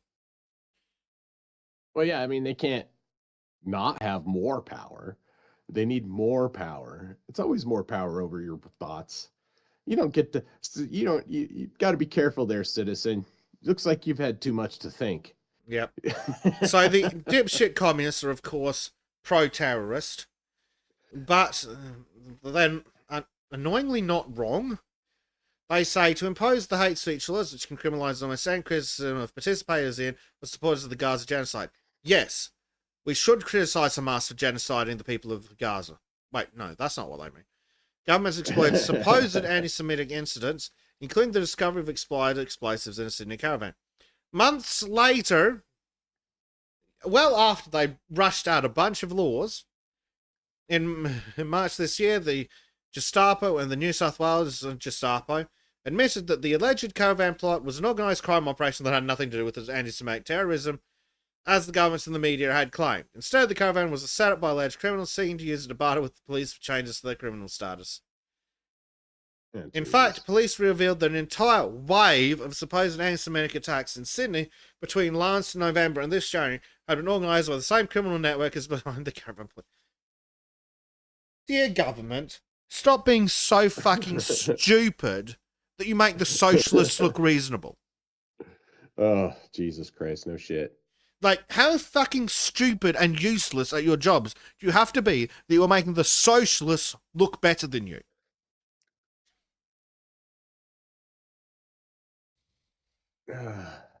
Well, it's weird to me that they don't, I guess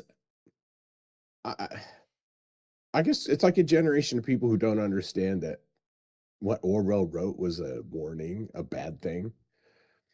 It's like they're looking at 1984, and which I hate invoking that. Like, it's such a fucking stupid trope to be invoking, but it fits so well because it's just wrong think. Oh, we need more power. Like, this is how it starts. We need more power to crack down on wrong think. We need more every power. Time you hear hate speech, we need more power to cut down thing. On hate crimes. Like all these anti-Semitic attacks that have been happening 5 months later. Oh yeah, all those anti-Semitic attacks, actually, it turns out was organised crime and had nothing to do with the Jews. Oh, yeah. So you're going to repeal all the laws you pushed in? Shut up, citizen. You've had too much to think. See, I think they should make an extension. Actually, I want to try to get an extension that just changes every time you see hate in an article, it just changes it to wrong think. Wrong think crime, wrong think speech. Like, that's all this is just wrong think. Yep. Like, oh, it's hate. It's like, no, it's not. It's fucking people noticing the shit that's going on and finally telling you to fuck off with your stupid Jewish liberalism. So, yeah. So, annoyingly, again, apparently the socialist that's writing this article can actually write better than most journalists. Oh, yeah, it probably has a fucking... Actually, journalism degree. Yeah, that's true. Right. But what's the journalist's excuse? The socialists writing better than them. Oh, wait, they're also socialists. Right. So... They're not they're Nepo babies. Yeah. In fact, the police... where were we? The fraud of the Labor government's claims became further exposed this week when the New South Wales Police admitted that a significant number of the 367 cases its task force had branded as anti-Semitic since October 2023 were incorrectly categorized as such, many supposedly due to filing errors. Yeah. Yeah. For example, the anti-Semitism files included a sticker picturing Israeli Prime Minister Benjamin Netanyahu with the words "wanted" and accusations of genocide found near the Sydney cricket ground in January this year. Okay, right. Firstly, that's not anti-Semitic. Secondly, I still don't think that Israel is committing a genocide. Thirdly, I wouldn't care if they were. Wait, I'm not sure. Did I have a point, or did I just want to say that? Well, but the point is that hating Benjamin Netanyahu is not anti-Semitism. Yeah. The point is that accusing Benjamin Netanyahu of genocide isn't anti-Semitism. Right. It may be wrong, it may be irrelevant, but it's not anti-Semitic. And again, anti-Semitic goes in the same box as racist, transphobe, Islamophobe. So it's again, a completely meaning. Yeah, it's all wrong. It's just wrong thing. It's nonsense. Right. And then they cry about Israel for a bit. I don't hate Israel. I just want them to fuck off and leave me alone. I don't care. Though I wish them a very mutually assured destruction with Gaza when the ceasefire fails in what? Well, what's the current betting odds on how long the ceasefire will last? Or has it already come to an end? Yeah, and it won't be Israel that breaks it. Yeah. I guarantee it won't be Israel that breaks it. It's going to be some fucking crazy Hamas suicide bomber terrorist. Yeah. You know what what's going to be. It's going to be what it is every time. It's going to be some small group of either independent lunatics or regular terrorists or Hamas or whatever the other organization is that's supposedly running the country that isn't Hamas but is the good guys. It's going to be some minor incident. They're going to fuck with Israel. Then Israel's going to kick him in the teeth. And then everyone's going to cry that Israel are being the bad guys for responding to a punch in the face with a curb stomping. Right. Mm-mm. Yeah, so Tristan says guess, he'll not give an inch on the genocide. They'll stand counter builds a school for names of some of the children died of TV, genocide, flag side, reparation payments. Israel saturation bombs, Gaza. No, not genocide. Okay, see, you see, Tristan, you're failing to understand. I wouldn't care if Israel saturation bombed Canada. No, and I mean, he's got a point though. He's got a point that they use this dumb double standard. But the reason why they use that dumb double standard is, that's WEF propaganda is what it is. It's WEF, WEF, globalist propaganda. I don't care enough about Israel or Gaza to actually look into whether Israel is bombing civilians or not, but it's very much, I imagine that there's a large amount of how do you tell the difference between a Hamas fighter and a civilian? No, really, please explain it. Yeah, I will say that Israel gives as much consideration to the Palestinian people as Hamas does when it goes in to do military operations. That's probably which is effectively none. So, but it's not like Hamas gives a fuck about anything but sending a message through violence and fucking. Yeah. They want power, but they want to seize power. Thinking about it again, I think I do get Tristan's point. It's just a really shit example because the Canadian government being a bunch of pussy ass retards isn't really a point. Well, but it is. No, but it's because why? It's because the people committing the quote unquote genocide in Palestine are the same people telling your leaders in Canada right. that everything died of. I think I get it now. Right. Tristan's not really talking about his perspective, is he? He's talking about the Canadian government's perspective. Oh, some orphans died of TB. That's a genocide. Oh, a bunch of civilians have, let's say for the sake of argument, been collateral damages in an Israeli airstrike, and that's not. Right. Like the Canadian government goes into these tribal villages that are living a subsistence living, basically. And some of them are just suckling at the government teat anyways. And whether you want to say that's because the government destroyed their ability to live their normal native life, or the fact that their normal native life was just barely subsistence living. The Canadian government goes in and has the decency to build them schools to try to bring them into the largesse of the wider Canadian citizen government. And then, of course, because they're all in school and kids in school get sick, a few of the kids get tuberculosis, which was very common at the time. Shit tons of people. It wasn't just fucking poor people or natives that died from it. There was like rich and famous people that died of tuberculosis during that time. Yeah, it took out a lot of And then all really of a sudden the Canadian government freaks out and they're like, oh God, we're so sorry. We're sorry. We tried to wipe out your people. It's like, no, you didn't, you cock bitch.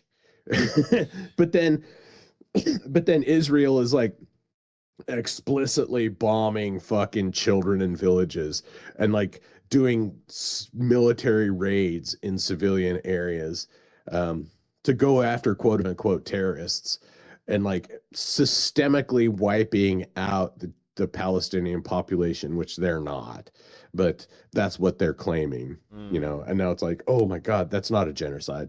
It might be war crimes, but I don't think it's a genocide. But I don't think it is. I think I get where Tristan's coming from now. Yeah, if the Canadian government's going to say that a couple of kids dying of TB is genocide, well, yeah, shit. 10 kids dying is collateral damage, or it has got to be. Or the fucking fake mass grave Yeah. bullshit. Oh, that was Like, such oh, bullshit. Not a single dead kid found.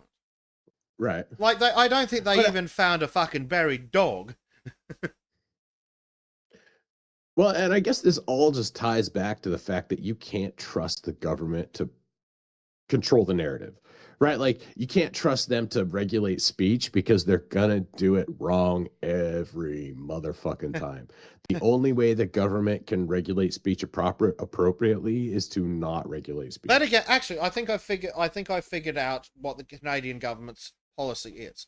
It turns out they just don't care about people from the Middle East because they don't care if about Israel bombing children, and they don't care if they invite a literal Nazi into Parliament. Yeah, pretty much. Basically, the Canadian government just seems to side with the Nazis. Yeah. Well, I mean, they're just fucking Seems globalist accurate, stooges. just like the Nazis. Wait, They're what? all, especially the main guy, Carney, whatever Mm. the prime minister now. He's just straight up a left plant. Nobody in the whole country, nobody, not a single Canadian ever casted a vote for that guy to be in power Yeah. anywhere, to hold an office in any place in the country, and now he's the prime minister. Like, how's that our democracy bullshit? Like, anyhow,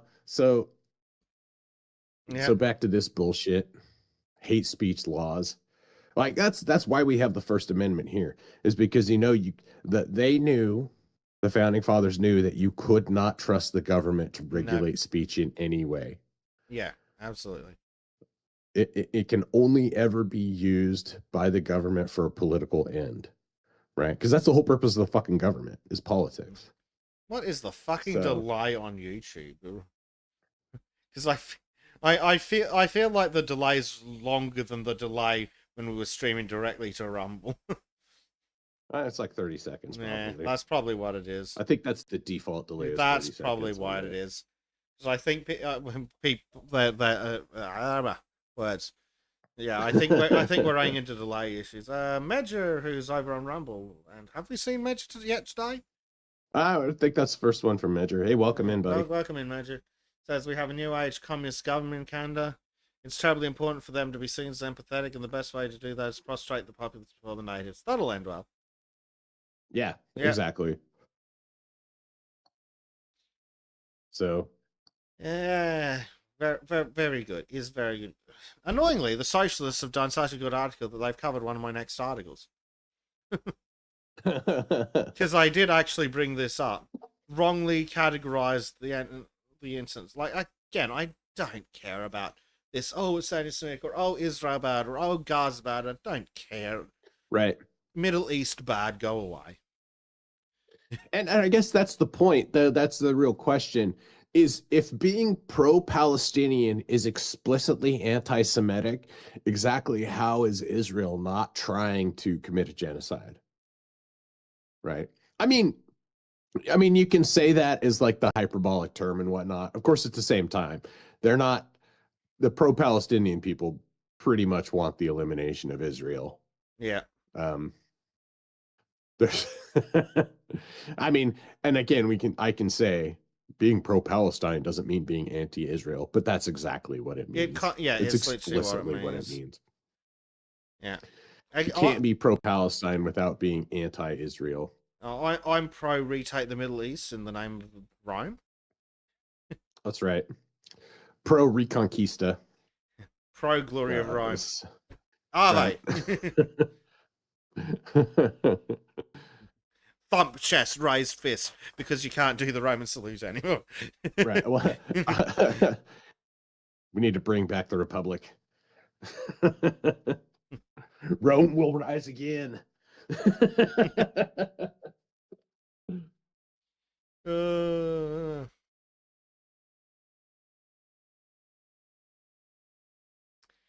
Right, so what we were talking about? We were talking about social cohesion. Right, okay, cool.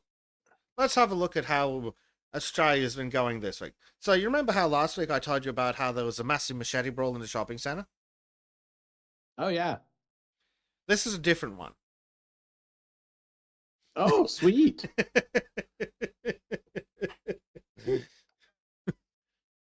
Can't believe all those native Australian boys are fighting with machetes. Yeah. You know, they're just taking you know what? It's just I'd a be game less, of knifey spoony. you know what, Dave? I would be less pissed off if they actually were native Australians. I'd be less pissed off if they actually were Abbots. It's not Abbots. No. It's Africans. It's being brought to you. Yeah. Exactly. It's imported crime. It's imported racial grievances. No, I mean, it's not even racial grievances. It's just we've imported a bunch of shitheads that don't give a shit. And they've had shithead kids that they've then raised to not give a fuck. And then they get collecting together in groups of scum and then committing crime because they don't give a shit. And they've never had consequences because they're the kind of little idiot that needs to have the stupid beaten out of them, really. Right, but a lot of them are different. Like, I guess I don't know if they're tribes or whatnot, but it's a grievance between two African tribes, basically. You meant that kind of racial grievance. I thought you meant the white man evil owes us racial grievances. No. It's a grievance between between. I guess it's a cultural grievance. I didn't say racial grievance, but it's their grievance between two members of their own fucking race. It could be tribal in fighting as well. Yeah, it's entirely possible. But so. Let's play a game. I'm going to attempt to open up Google Maps in a new tab. Okay. I'll try to take the time to make the Birmingham trash game for next week. I didn't have time to do it this week. Sorry. Yeah. Anyhow, speaking of maps, this machete brawl between two groups of youths happened at Broadmeadows Central Shopping Centre. I'm probably going to need to specify that was in Victoria because it's currently pointing me at Chicago.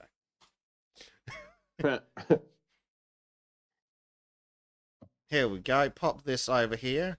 Right. Here is Broadmeadows Central. What do you reckon this building here is? Oh, is that an immigration center or a hotel that's housing migrants or public housing? What is it? I think that's the right one.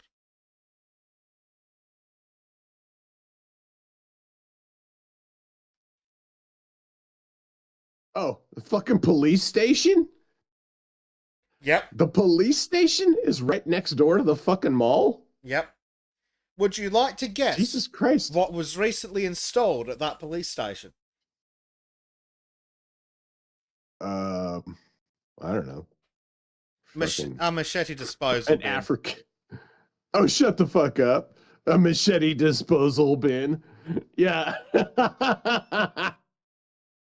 So you're supposed to be like, oh man, I'm done with this thing now.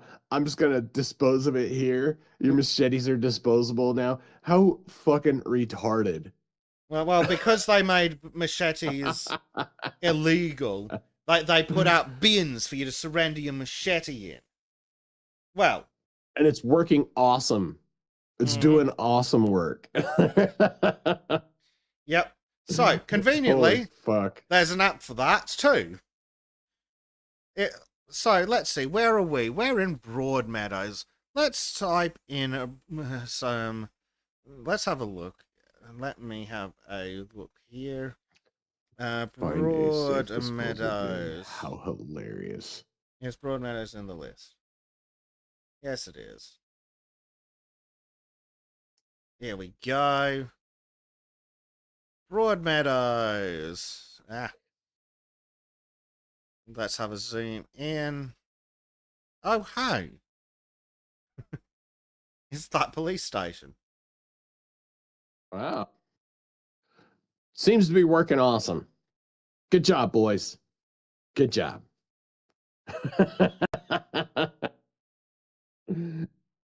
Oh. Tristan asked how do they expect people to clear their brush? By thinking hard at it. Yeah. You got to hire. You're going to have to hire a specific city sanctioned brush cleaning company that will have to have at least 50% Aboriginal females on their board of directors, and they will submit a proposal to you about clearing your brush in 6 months when they can come in and actually get it done. Yeah, that seems about accurate. Well, apparently there's exemptions in the law for agriculture that are so broad that it's essentially meaningless for people who use them legitimately anyway. And Right. and they've been seeing they're going, our machete bins have been a great success. We've had 3,000 machetes handed in at all their bins. So fucking retarded. But yes, that's been very effective, hasn't it? Yeah, no shit. The machete bin right there was very effective at stopping this machete brawl. It's so fucking retarded. Let's measure distance. Oh my goodness. 385 meters. People are so fucking absurd that they don't even understand how absolutely ridiculous that is.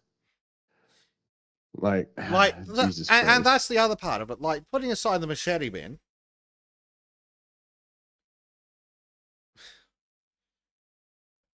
they are so brazen that they're committing this crime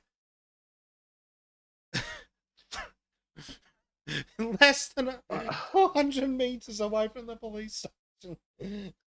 Right? Like, that's crazy too, to think that you're right there at the fucking police station, and then or right there next to the police station. Like, the cops are 30 seconds away, and you're comfortable enough to pull out a fucking machete and start going at it with another dude. Yeah. Like, that is wild to me. Two gangs are happy to go at each other with machetes 300 meters from the police station. Actually, the thing I didn't check is if there's a police beat in the fucking shopping center. Oh, I'm sure there are, and I'm sure that there were cops in the mall anyways, right? But I mean, really, it just shows the low IQ, like the lack of impulse control. Like, they don't care. It doesn't matter. The consequences are a problem for future them. Like, right now, they're pissed off at that guy. He's mean. He said something about their mom, or he walked across the street and looked at you a funny way. No, the problem is even worse than that. What's the consequences? Oh yeah, well, I mean, there's that too, but they don't think about that in the moment, right? Well, like, they don't have to, is my point. Like, maybe if they fucking maybe if one of their mates pulled a machete on a guy and was immediately given 25 years, maybe after that happened to a couple of their mates, they'd at least leave the machete at home. But no, I think that crime rates in America speak exactly to the opposite of what you're saying there. Yeah. Well, it doesn't matter. Yeah, but instead, there's no amount. These dickheads and their mates, they commit a crime, they let out bail, they go to a shopping mall, have a violent machete brawl, get let on bail again, murder 2 kids, probably out on bail again. Yeah. I don't know that for sure, but probably. Well, I mean, they've tried to make it like, oh, we've prosecuted these people and it's made crime worse. And so they're like, okay, well, we need to stop leaning on them. And then crime has only gotten like exponentially worse. It's like, oh, well, it's almost like it's not the poverty that's the problem. Like, someone go arrest poverty, like AJW always says. Someone go find and arrest poverty that keeps these, like obviously poverty is an exacerbating factor, but we know that it's primarily cultural. Well, that's one of the soft on crime thing. They're saying, oh, well, these being tough on them doesn't stop recidivism rates. Incarceration doesn't help. We need to have community organizers, blah, blah, blah, blah, blah. And then crime rates skyrocket. Now, right? So it's like, I was under the impression that incarceration was 100% effective at stopping criminals from victimizing innocent people while they were incarcerated.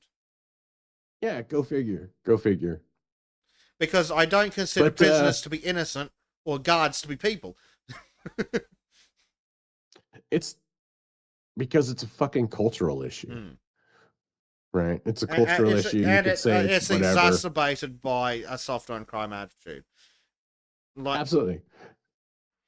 So if you're hard on crime, recidivism rates are really bad. But if you're soft on crime, recidivism rates are really bad. It's like, huh.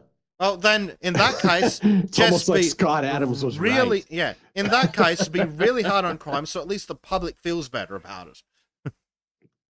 But that's the part of it. That's where the anarcho-tyranny comes in, right? Yeah, like that's where the anarcho-tyranny is used to make people okay with the boot. Because if they don't have the boot, then they got to worry about African teenagers in their malls fucking hacking them up with machetes. Yeah. So, it's all part of the plan. Yeah. You know, import a bunch of low IQ brown people into our countries, destroy our economy with Gibbs and lack of work, flood our countries with. It's all part of the plan. Yeah, so it really is an anarcho-tyranny. And like they do the numbers and go, oh, crime's not that bad. All the crime has been committed by a small number of repeat offenders. Like, okay, cool. Put them in jail for 25 years. Well, let's see what happens to the crime rate there.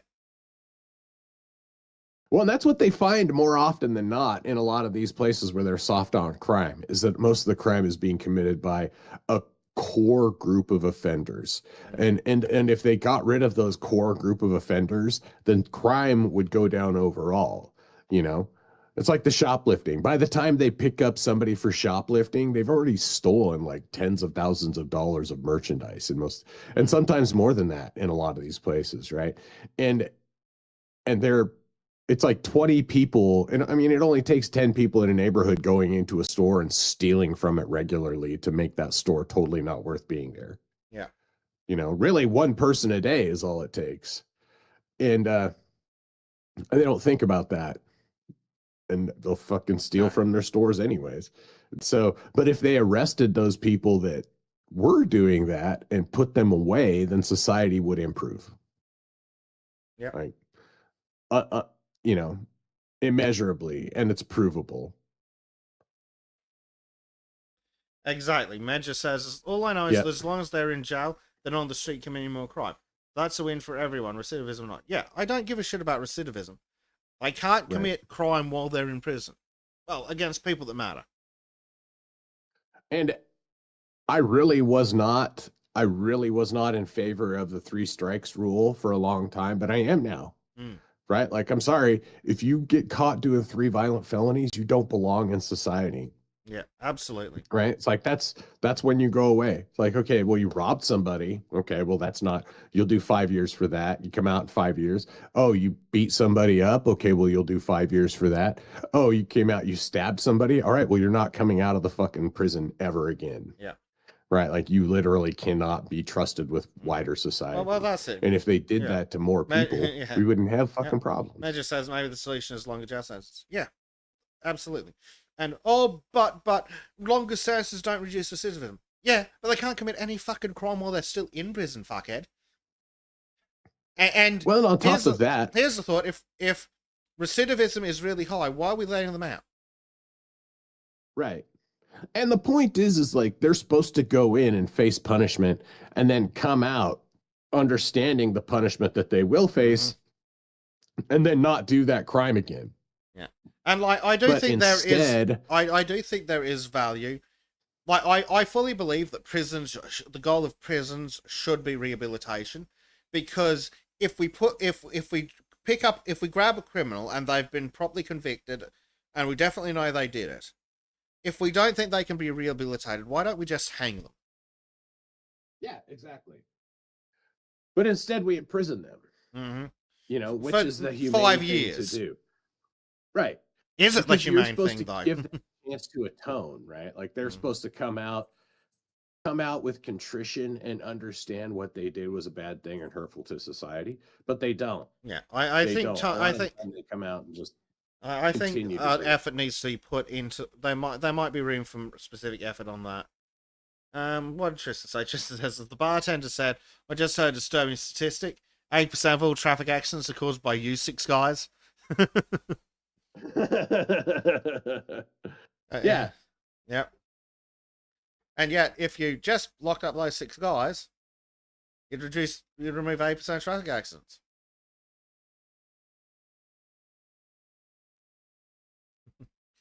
Yeah, that's the reality they don't want to face. Yeah. Well, and that's the reality they're hiding from.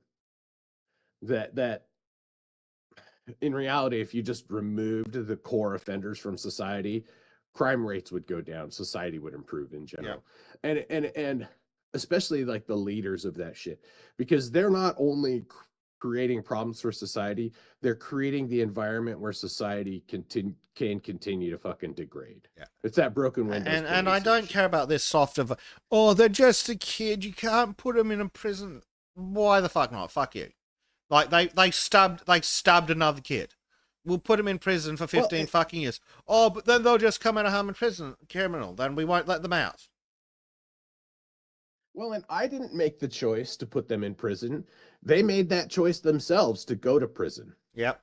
Oh, but they're only 12. A 12-year-old knows not to stab people. A 4-year-old can be expected to know that hurting other people is bad. Right.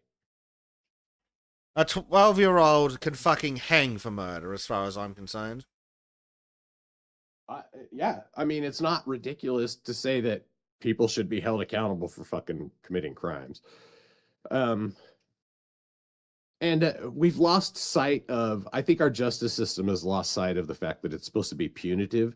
It's not supposed to be some fucking lame rehabilitation center. Yeah. Right? That's for the society afterwards to figure out.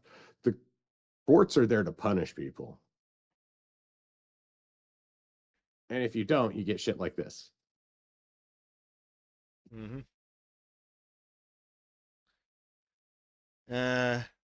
There's one where there might be some interesting correlation versus causation, Tristan. Tristan says there's a middle ground. Crime is caused by genetics, IQ, hormones. Black males 14 to 35. First offense lock them up until 35. Over 35, the crime rates drop. Is that because they're 35, or because by the time they're 35, all the criminals are dead or in prison? It's kind of a fair assessment, right? Like we're looking at those crime rates thinking that it's an individual person. It's like, oh no, it's systemic. It has nothing to do with the individual per se. Mm-hmm. Right. So, just as an aside, the day after, 3 teenagers charged after stabbing a father and son. Yeah. That's awesome. Yeah. The machete bins are working real well. They're fucking doing their duty. They're doing exactly what you expect them to do. Just fuck all. Yep. Yep, sweet glorified fuck all.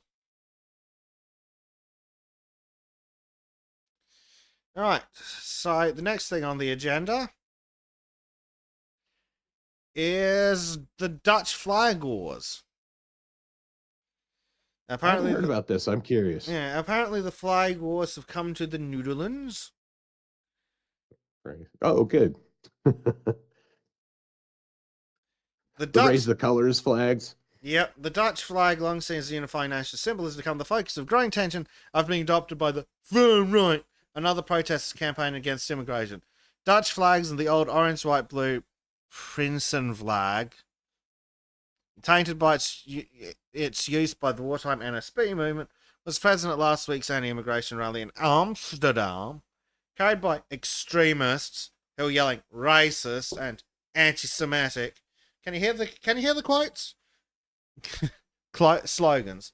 They are increasingly coincide protests about asylum seekers and football matches. Oh, boo fucking who.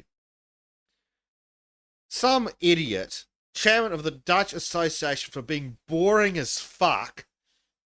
Sorry, vexillology, the study of flags, told the AD that the flag's use as a political tool was not new but had intensified. was not new. It's a flag, you fucking retard. It's only a political tool.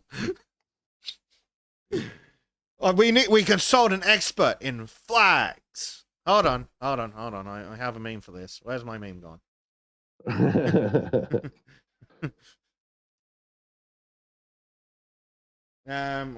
I did make a meme for this. I'm not sure I can find it though. Oh God, Discord's changed how the search works. Oh, just shoot me. Fucking hell. Right, hold on. Where's my fucking meme, you bastards? Aha.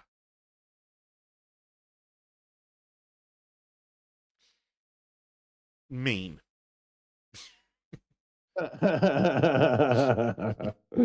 Oh yeah, the flags. Yep. Oh. Yes, Danny. Just yes.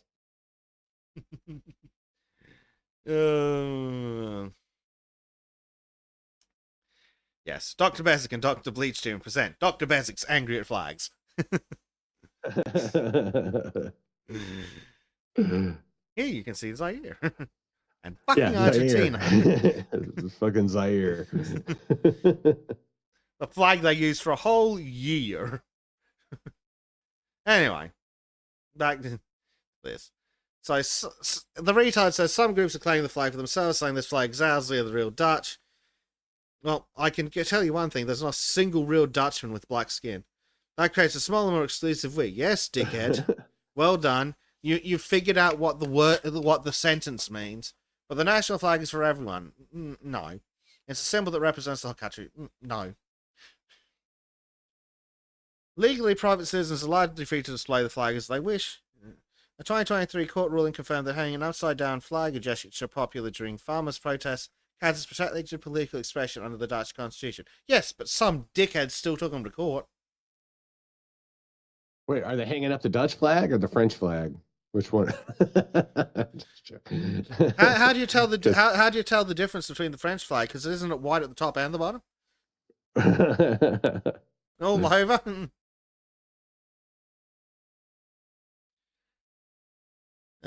People can use the flag to express their opinion. What's not allowed is attaching it to property that isn't yours. So, loser. People stick fucking all sorts of bullshit to telegraph poles. Researchers say the flag... Researchers? Did you cunts really need to consult fucking researchers? Researchers say the flag's meaning depends entirely on context. Well done, me. Wait, no. What? God, they're losers. A flag itself is empty. People give it meaning. Yes, that's why they make flags, you stupid motherfucker. That's what the nation... No. That's not... Yeah, that's not true at all. Like, yeah, that flag is supposed to be a symbol of the country. Like, that... Supposed to, right. Yeah. That flag is supposed to be imbued meaning by the nature of the society. Right, like it's no shit that this flag doesn't have meaning unless someone gives it. Right, obviously. But that flag has been giving meaning by generations of tradition. Not and even though it may not mean something to you personally as some smug leftist prog fucking nerd, then it doesn't mean it is entirely devoid of meaning at all. Yeah, so some pathetic little cuckold said he deliberately placed a large Dutch flag on stage during his party's recent Congress. Yes, no shit, because you're a politician, you fucking retard. Right. For me, it stands for freedom and unity. No, it doesn't. It stands for doing what you're told and not having wrong thinking. But some people now feel uneasy because the flag isn't claimed by the right and the far right. I want to reclaim. If they feel uneasy because of the flag, get the fuck out.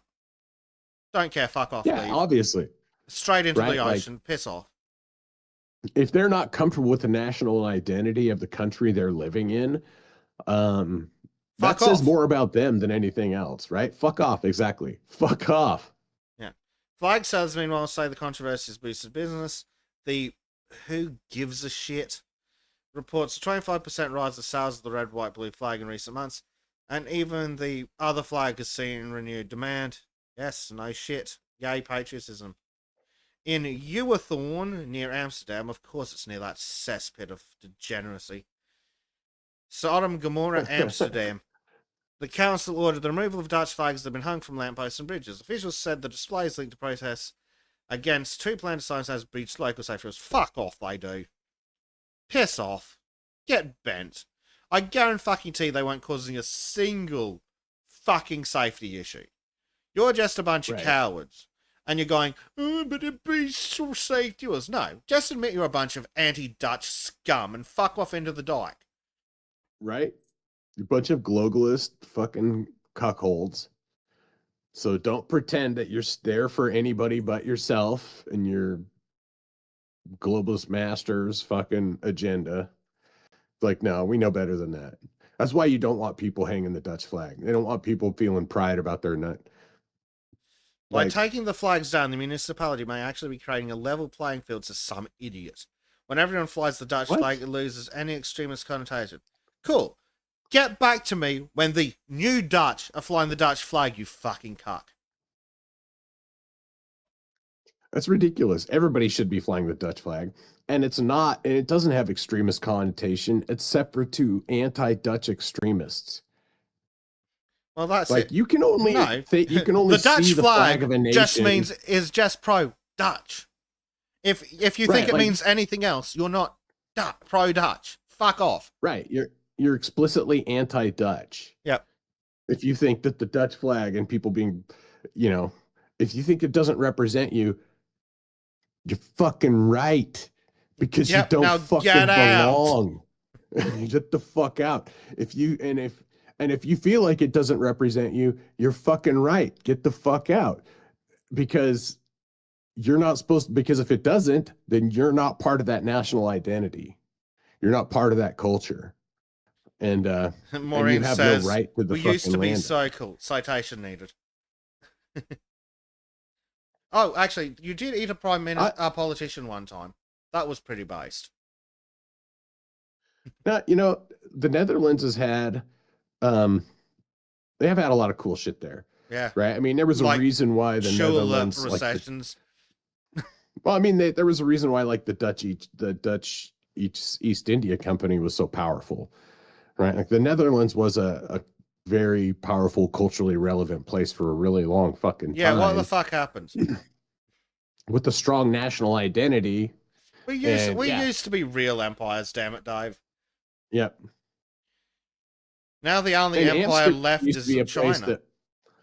Amsterdam used to be the mecca for all the young stoners that I knew growing up. Everybody wanted to go to Amsterdam because, they have weed cafes.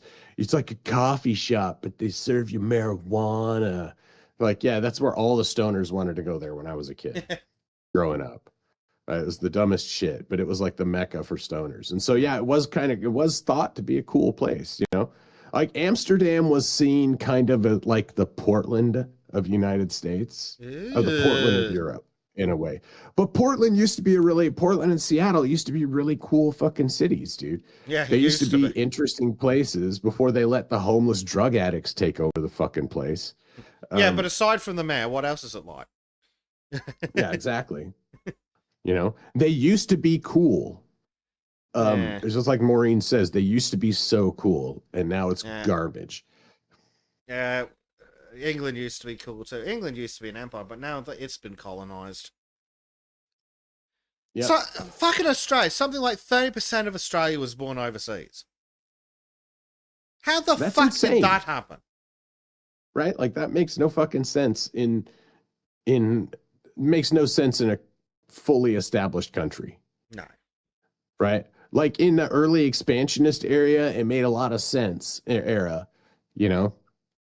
the pioneers were founding this nation, or Australia even, it made sense for people to be from, like, not first generation. But now that we've got an established population, there's literally no reason for us to have 30% of the population not be. No, please explain to me, like, to be how importing in any people. conceivable way importing 500,000 net migrants to a country of less than 30 million could ever possibly fucking work. Right. There's importing infinite Bomalians and hoping that we'll just take the blow. I heard it. I heard a statistic the other day. GDP go up, Dave. Right. Well, and I heard a statistic the other day that there's 50 million Muslims in Europe. And of that 50 million Muslims in Europe, 40 million of them are on benefits, are receiving public benefits of some form. That would not public housing, public assistance, whatever. Which is like, what was the point of bringing all them fucking people in then? Right? Like, what's the benefit of bringing all these fucking people in? It's like, there's literally none. And all you're doing is polluting your national identity. And that's all the Dutch authorities are trying to push for here, is the dilution and pollution of the Dutch national identity. Which is why people should raise the flag, raise the colors, put those flags up, put them up everywhere in the UK to remind the people where they are and to remind the people from there of where they are also. And if you don't like the flag, leave. Yeah. Madge says, I remember the video of that white liberal girl in America walking through a neighborhood with American flags everywhere, and she said it made her nervous, like she was in enemy territory. Leave then. Yeah.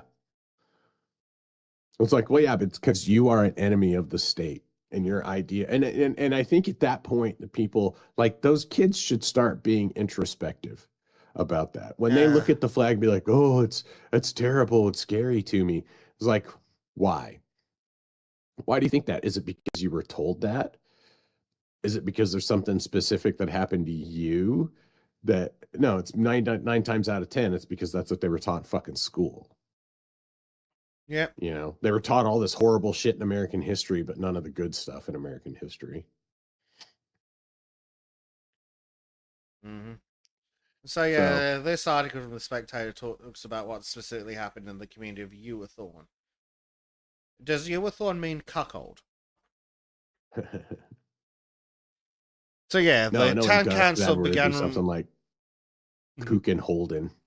And it'd be spelled with a Q and an I and a U somewhere in there. Yeah. Tristan makes a good point. Not an enemy of the state, an enemy of the nation. Yeah. Yes. Fuck the state. Yes. Yeah. You're true. You're right. So the cuckolds, I mean, council. No, cuckold seems accurate. I've never seen a council that wasn't a bunch of pathetic little losers. So they had several justifications. First, it was suggested the flags are intimidating to some residents. Well, they could all fuck straight off into the ocean. That remains. Why? Because they're not Dutch. If the Dutch flag intimidates you, you're not Dutch. You don't belong. Get out. Yeah. Even if you and all of your parents and grandparents and ancestors for 10 generations were born in the same fucking town in the Netherlands, which is presumably how you got to be this fucking retarded. Even if that's the case, if the Dutch flag makes you upset, fucking leave. Into the ocean. Just piss off. Swim to somewhere useless and gay, like, I don't know, California. Yeah. California's connected to the ocean. Yeah, go swim to California. Secondly, officials argued the flags pose a distraction to drivers and so will risk traffic safe. Nonsense. Utterly fucking nonsense. And then there's just waffle because people can't write anymore. Major says, thank you for not saying Canada, lol. Yeah. I mean, Canada is also gay and retarded and then technically connected to the ocean. That's funny. That guy's got a... But I already established earlier that we were going to carpet bomb Canada. Yes. Yeah, California is a third world country. They're so in debt. Yeah. If it weren't for the infrastructure and they're that corrupt infrastructure in California, the place would have been collapsed already. Mm-hmm. The U.S. government would be looking at giving it to Mexico because it's that'd be such a fucking burden on our country. Mm-hmm. But that's insane. That it's insane to me that the flag of the country is controversial. and I understand growing up as like an edgy, shitty kid who's like, oh no, blah blah blah, I hate this place. But but for them to be for the state for the authorities to step in and do this, because it's not like this is like the people having to stand up and saying, hey, we're proud to be here, and the authorities going, well, you shouldn't be. You know, it's like we have a right to love our nation, and the authorities are going, nah, no, you don't. Nah, that's just joking. You don't. You don't love this country. You know, this country doesn't exist anymore, is basically what they're saying. They're saying your country doesn't exist. It doesn't matter. Goodbye. Get the fuck out. You're not welcome. It's like that motherfucker in Dearborn. Mm-hmm. You're not welcome. We have conquered you. You're not welcome anymore. You let the invaders, you let the barbarians through the fucking gate, and now the barbarians are pushing you out. So, yeah. Anyhow, yeah, that's my long rant. Thank you for coming to my TED Talk. Indeed. Right. Let's have a look at what the roses are up to this fucking time. So, this came up in the server, starting with a video from some extremely stupid influencer who's like, did you know Australia has... Yeah, it's not a native to Australia. Shut the fuck up, you dumb bimbo. It's actually a native to East Asia. Yeah, it's not native to here either, and we have those stinky ass things here too. So, ornamental pears are a beautiful tree, but they have a unique, unexpected smell. Here's why. I fucking hate this fucking pathetic language. Here's why. Just shut the fuck up. Yeah. Well, isn't that an unnecessary part of the fucking...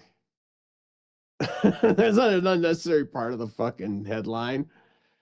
They have an unexpected smell. Okay, well, I would assume that you're going to explain to me why. To be fair, go into the article and say like, this is the ABC. They are writing for people that are barely literate. Also known as the average voter. Yeah, no shit. Okay, so what's this dumb idiot have to say? Oh, fuck. Oh, God. Speaking of dumb idiots. Hey, you brought it up. Oh, my sweet baby Jesus. Jesus. You rolled out of bed on a lovely experience. Shut up! Get in the fucking bin with your abysmal writing style. Hey, you picked the article. No, I didn't. Maureen did. I blame Maureen for this. Oh, Maureen picked this one? No, okay. But Maureen brought it up. So I blame Maureen. Okay. I just Googled it. And okay. So, yes, I would like to introduce you to the cum tree. The cum tree? Yep. I don't. Maybe these aren't the same trees, or this woman's dating dudes that I don't understand. So this is apparently the Pyrrhus Calliana, also known as the ornamental pear tree, which is apparently also in America, but it's apparently considered an invasive species. Yeah, they brought it into like neighborhoods and stuff, and so they put it into cities because it's pretty when it blooms, but it smells like fucking shit. Yeah. So you could find them growing in all these places in Australia. Yes, you can also find them in Asia where they're actually fucking from. But yeah, the fucking thing, it just pisses me off so much when this bitch is like, did you know Australia has... Shut the fuck up, bitch. Why not say, did you know that there's a tree from Asia? Like Vietnam or something. Oh, Australia has. Yes, so does America. Shut up. You fucking idiot. Wow. This article is retarded, dude. Holy fuck. I mean, it's written for I'm just reading it. I'm sorry, I've been reading the article. I'm sorry. The pungent aroma comes from their blossoms. The odor plume tickles the odorant receptors in your nose, and the combination of activated receptors helps your brain work out the scent. Yeah, bitch, that's how smelling works. That's how smelling literally everything. That's just how scent works. Yes, but it's like the oh worst my God, possible explanation of it. It's not like it's some. Well, I mean, it's kind of a scientific, but it's not like it's not incorrect. She's trying to make it seem like bad. it's somehow unique. Well, it's somehow unique to this flower. No, it's not. If you've exactly smelled semen before, right? So if you're male, no. So what it is no. She means if you've had it caked on your face and let it dry and you smell it. What she means. Yeah. So because these trees fucking stink a lot worse than that. I don't know. Yeah. I don't know what the hell these idiots say because semen can smell like ammonia. Can it? Ladies and gay men in the chat chime in. Is this true? Maybe. Maybe I just have a better diet. Like, I don't know. Maybe I'm not eating the right food. Who knows? Am I just buying a really bad ammonia that's not actually ammonia? Like, what's going on here? Right? It's like, yes, blah, blah, blah, blah, blah. Several experts have suggested that the oh my God. Several experts. Who? Seriously, if this shit was on... If this shit was on Wikipedia... Yeah. But if this shit was on Wikipedia, it'd have a little supertext, superscript thing that said in brackets saying who. Fucking Wikipedia requires better sourcing than these fucking journalists. Several experts. Name them. I mean, well, yeah, it's because they're bloggers, dude. She's not fucking writing it. She's not writing an educated I'm robbed to pay for this shit. But like, it's such a fucking dumb. It was like, yeah, you know what? The same thing that makes a rotting body smell bad is also the same thing that makes rotting fruit smell bad. It's like that same compound. Volatile amines. It's all the same volatile amines. It's always the same volatile. Like, duh. They smell. That's why they smell similar. You know what? That's why cooking fucking beef smells like it does. It's because those volatile amines. The other side of that is, of course, it's volatile. If it wasn't volatile, you wouldn't be able to smell it like a rock. Right. Right. The only time it's because it's interacting with your with the air and whatnot. So it's interacting with the Jesus Christ, LGM, what the fuck do you eat? Semen usually smells like chlorine. Fucking Christ. What the fuck do you eat? Now I've heard that before, but I don't know. Maybe my nose just doesn't work that well.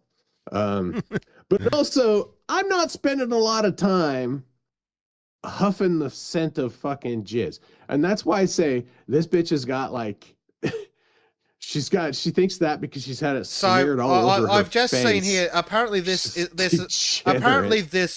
fucking this crime against our ancestors is the bitch that wrote the article. Yeah. Makes perfect sense, dude. Yep. Yeah. And she's a semen demon, that girl. Yeah. If you smelt semen before, like me, when I got this job. Right. Going to have it smeared all over my face. Mm-hmm. So, anyhow. So, yeah, it can smell like ammonia. Weirdo, dude. Seriously, if it smells like ammonia or chlorine, have you guys considered, I don't know, cutting your dicks off? And just never doing that again. Yeah. Try eating pineapple. I hear the ladies like that. Yeah, I don't think I'm not going to get... Okay, so here's the thing is that I don't want to get into the discussion of the smell of semen. The proper smell of semen. I don't care. I think that this lady is fucking stupid for using that comparison. Having smelled these trees, they smell like something rotten, which I don't think. Which is why I say she smelled it dried up cake on her face or something. Maybe the issue is that she keeps walking outside after it's been shot all up her nose or something. I don't know. Anyway, so this bitch says, but I went. Hold on a second. What? But I went hunting through scientific journals and discovered there aren't any peer-reviewed studies demonstrating this, so take that with a grain. Firstly, why are you using the first person in something I've been robbed to pay for? Secondly, You went hunting through scientific journals to find peer-reviewed studies on volatile amines causing the... I thought you knew how scents worked, you silly bitch. This thing's allegedly got a doctorate. Yeah, I mean, obviously, because that just shows how meaningless those are now.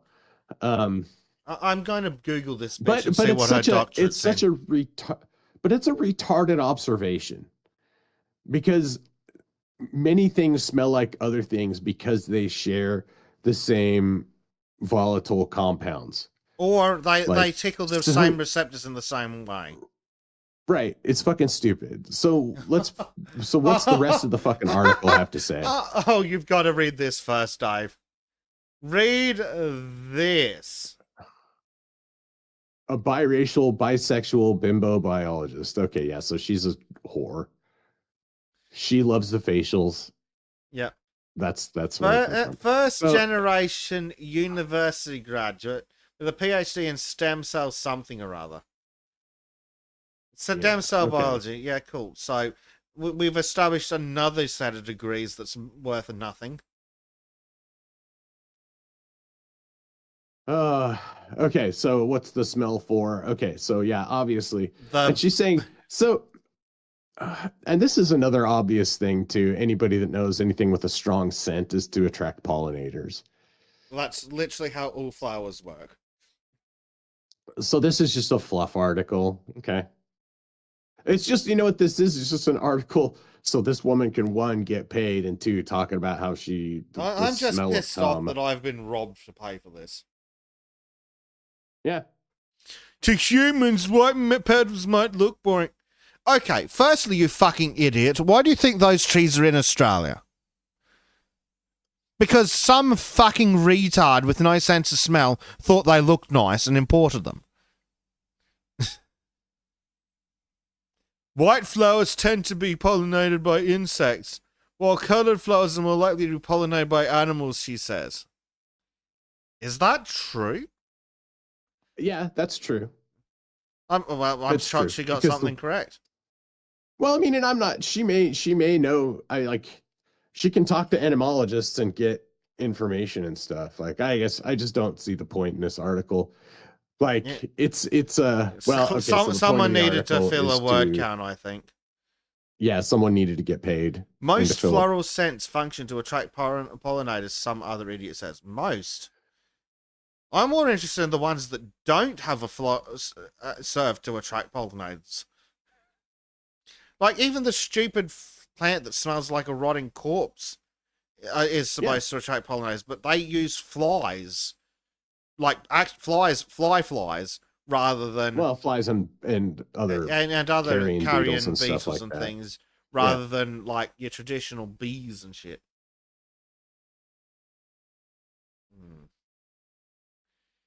So, honeybees are well known for being fantastic pollinators.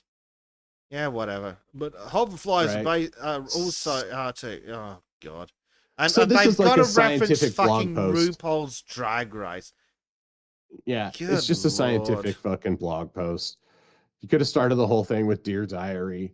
And yeah, it's interesting enough for them. If you want to read the whole thing, whatever. I don't care. Let's move on to something else. I fucking was robbed to pay for that. My time was just robbed to listen to it too, so you're not the only victim. Oh, what were you doing today anyway? Let's check in on England and mandatory digital ID to buy alcohol by the end of the year. There you go. Wow. Who could have predicted such a thing? Oh, wait, us. Wow. I guess I'm saying wow, but in a really sarcastic, like, oh, big shock. Oh, who could have seen this coming? Right. Yeah. Be positive. Yeah. But yeah, plans to use digital IDs in pubs is the government's first step towards a mandatory system. Well, it's already going to be mandatory. But now, bets we are use their phones as ID by alcohol by the end of this year. Right, so, will be able to because they'll have the digital ID, or will they be required to? Well, it's only a matter of time until they're required to, isn't it? And so then you'll need you show it for everything. But yeah. Yeah, who doesn't this affect, though, is the Muslim migrants that don't buy alcohol. Mm-hmm. Yeah. You have digital ID, yeah. So fucking stupid. Yeah. World Economic Forum, yeah. Well, yeah, they established during COVID that most idiots will just do it. As long as... yeah. They're just, they'll just go along.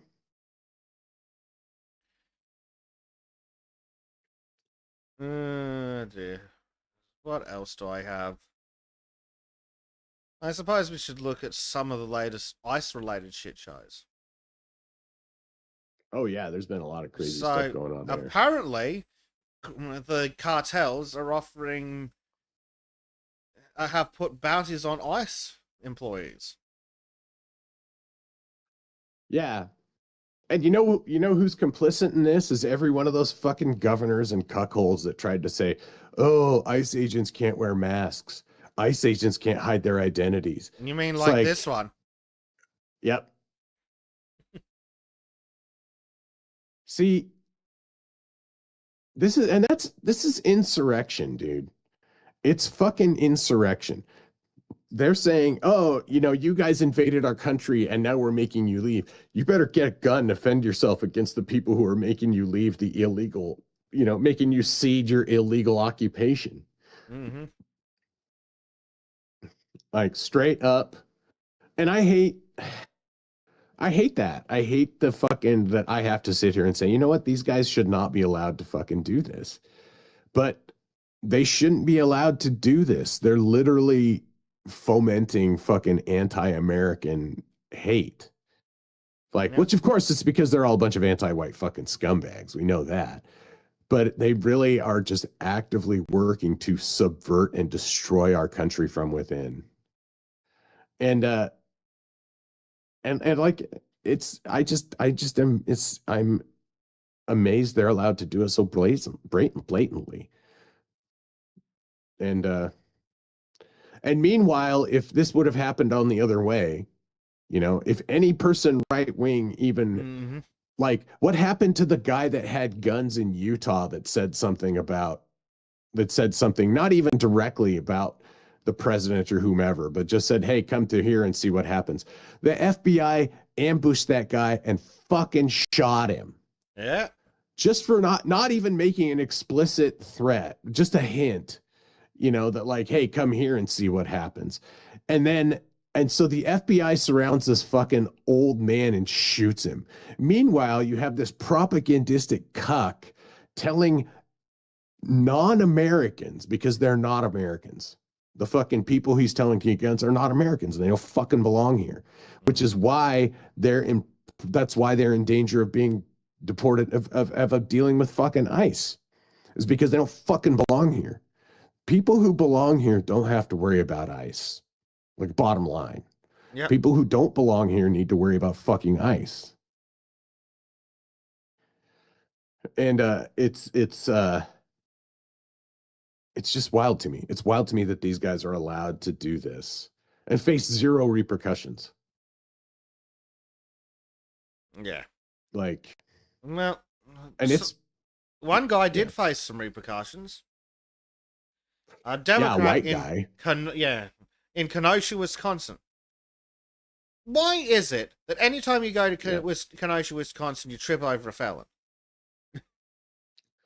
Wisconsin's a weird fucking place, dude. The Midwest is a weird place. It's been captured.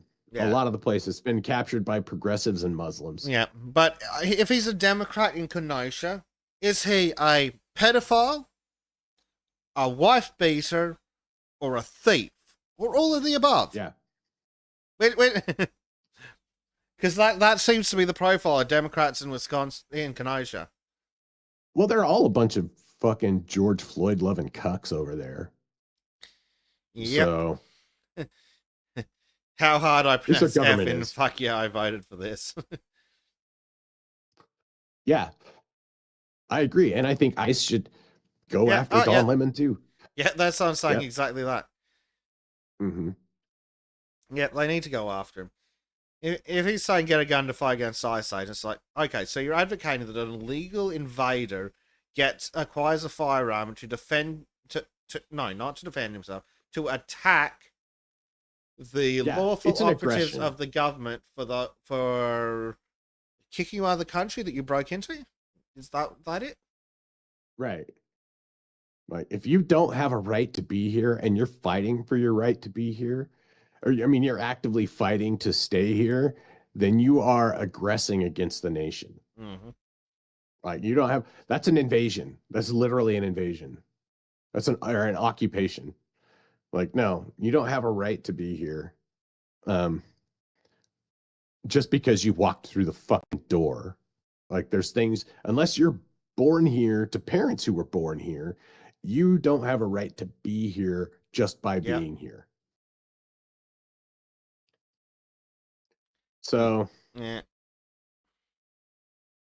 And for American citizens to be advocating against their own people, like these brain rotted fucking Zionist cucks here. Mm-hmm. He's a pro Pally guy. This guy, I'm sure he's a Pally guy, but he's almost certainly subverted by that whiff of Zionism. He's just a loser because they hate white people more than they hate Muslims. Just FYI. Well, I apparently fucked around and found out too. Yeah. Help raise funds for his legal defense. No. Sorry. No, fuck him. Like, he did the crime. He literally did the crime himself, and he thought he was being smart and funny by doing it. Have you noticed No. how since USAID was defunded, it's been harder for leftists to put their legal funds together? Right. But you also noticed since the community relations service got fucking disbanded that more of these people are actually facing consequences. Yeah. It's like, I have no idea who that is, Major. But I'm going to assume that I don't want to, based on context. Tokyo Rose was because during World War II they had newscasters, and the enemies would broadcast news in the other country's language, right? So we had Japanese news broadcasts and they had American news broadcasts, and Tokyo Rose was their news broadcaster, and she would spout like anti-American propaganda, basically. And it's the same thing we did. We spouted, we gave them Japanese propaganda Vietnam. Yeah, exactly. So that's what it is. She was an anti-American propagandist, just like Dawn was an anti-American propagandist. To be fair, I thought it was going to be some guy psychopath with degenerate tendencies up to weird shit. I thought it was going to be some kind of trans thing. So I'm glad it wasn't. No, it's actually I've been traumatized by chat too many times. Yeah, it's actually weirdly more wholesome than that. I don't fucking understand why, but it's not as bad as that. Than that. Yeah. Oh dear. All right. So, crap. It's only been 3 hours. Fuck. I know. It's just the two of us, and we're running through these articles pretty quick. Yeah. And I've had a long day. We'll try and do a few more, but yeah, we'll see how we go. I can go do some meme farming really quick. Yeah. Well, you do that. We can briefly talk about this one. So apparently, the U.S. Supreme Court has rejected Alex Jones's appeal against the $1.4 billion ruling, which I still think is bullshit. It is absolute bullshit. Like, even if we are to assume that, even if we were to accept that Alex Jones did all the things he was alleged to have done in the court case and was guilty of all those things, the judgment is still ridiculous. 1.4 billion for an individual. That's an insane verdict. Like, it is. And the whole thing was just ridiculous political prosecution from the fucking start. yeah, it's entirely mad. But yeah, even if you assume that the verdict was legitimate, the judgment is just beyond this pile of insane. Tristan says Eighth Amendment still applies. Which one's Eighth Amendment? It's the courts can't levy an unreasonable. Well, Let me find the excessive bail, text excessive fines, and cruel and unusual punishments. Well, Yeah. it's not a fine, and also apparently they've just decided that it's not excessive. So, if Well, I think he just needs to appeal it on different grounds. possibly. So there's no way that Alex Jones is ever going to be on the hook for $1.4 billion. First off, that's absolutely fucking ridiculous. It's an obvious. Yeah, it says obvious that he ploy to argued that destroy a him judge and his was wrong to country. find him liable. It was. They were. I agree They were 100% they were wrong. but maybe you might be onto something that if that's the grounds he's appealing on, it kind of makes sense. But yeah, you're probably right that he'd probably have better grounds appealing on maybe the Eighth Amendment. But yeah, fucking 1.4 billion for an individual. Absolutely. Yeah, that's absolutely insane, dude. Like it makes no fucking sense, right? And it makes no sense to say that like, oh, it was the right thing. It's like, no, this is absolutely punitive. There's literally no way this isn't punitive. It's entirely punitive.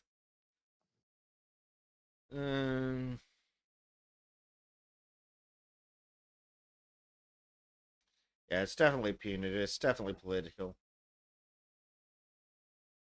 I mean, and I guess it's meant to be punitive, but it's not meant to be it's not meant to destroy him, and that's all this was. Yeah. Yeah, well, apparently there was $946 million in damages, which is nonsense, and $473 million in punitive damages, which also feels like nonsense.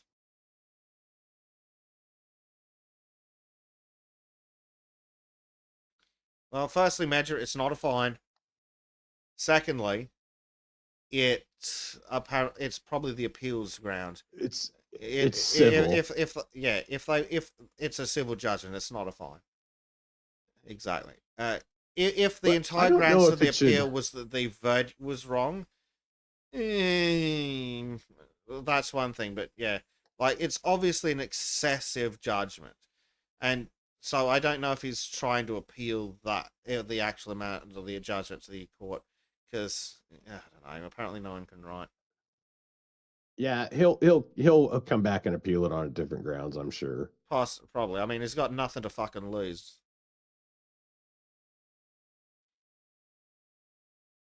No. I mean, obviously not, because I mean, really, all he has to do is declare bankruptcy in the first place, and they're like, okay, well, can bankruptcy absolve you of civil judgments? It's like that's why I say it's. Oh yeah, you can absolutely discharge bankruptcies with civil judgments, but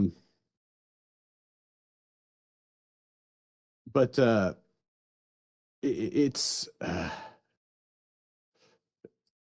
not. It's obviously not meant to be any sort of justice, right? The reason why we do stuff there's definitely no justice involved in any of this. Yeah, I mean, it's meant to bring justice to the individual in the form of reparations, because like what the person did might not necessarily be criminal, but it wasn't okay. So they're trying to they're just trying to destroy him with the legal system. That's all it is. It's punitive. It's unnecessarily punitive. It's obvious that it's unnecessarily punitive. Yeah. As Tristan says, with an effectively infinite money judgment limit, he's incentivized to spend every penny he has on lawyers and appeals. Yeah, he's got literally nothing to lose and everything to gain by throwing every appeal he can in there. Right. Yeah. Anyway, I don't really know what else to say about that, but the judgment's excessive. And Yeah,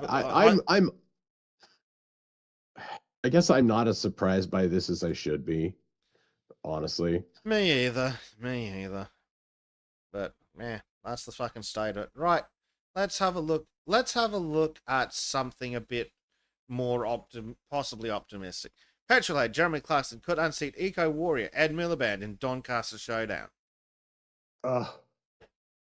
See, this is the way to do it. Like, this is the way to fucking to take the shit back. Is you got to get the shit libs at their level, right? Like, get Miliband out of any kind of political power. Yeah. Remove him from his seat. That's the only way that, if you really want to vote your way out of it, that's the only way you're going to vote your way out of it, is by voting out these fucking. So unfortunately, I think this entire article is like they've written all of this about a single tweet by the looks of it. So I'll read the irrelevant bits and then we'll just see if we can look at the tweet. No, we can't look at the tweet. So the battle for Doncaster North can be set for jaw-drawing twist as TV legend Jeremy Clarkson hints a sensational bid to unseat Labour bigwig and Miliband at the next general election. Skipping a bit because no one cares. Clarkson, born and raised in Doncaster, set tongues. Oh, I fucking hate journalists so much. Tongues wagging with an ex-post cheekily asking locals if they were happy with their current MP and suggesting someone from their neck of the woods could give him the boot. And yeah, the rest of this article is entirely speculation based on the fucking tweet. Oh, there's the tweet. Thank you, you fucking idiots, for putting it all the way down there.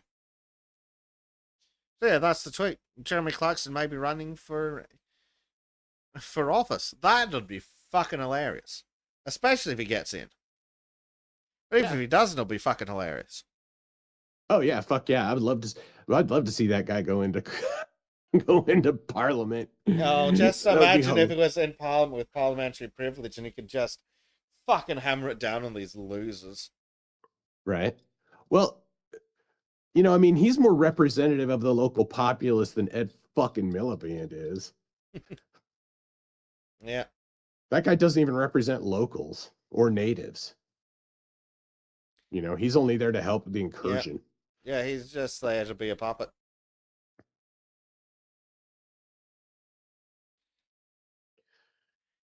He's Yeah. But and it would great.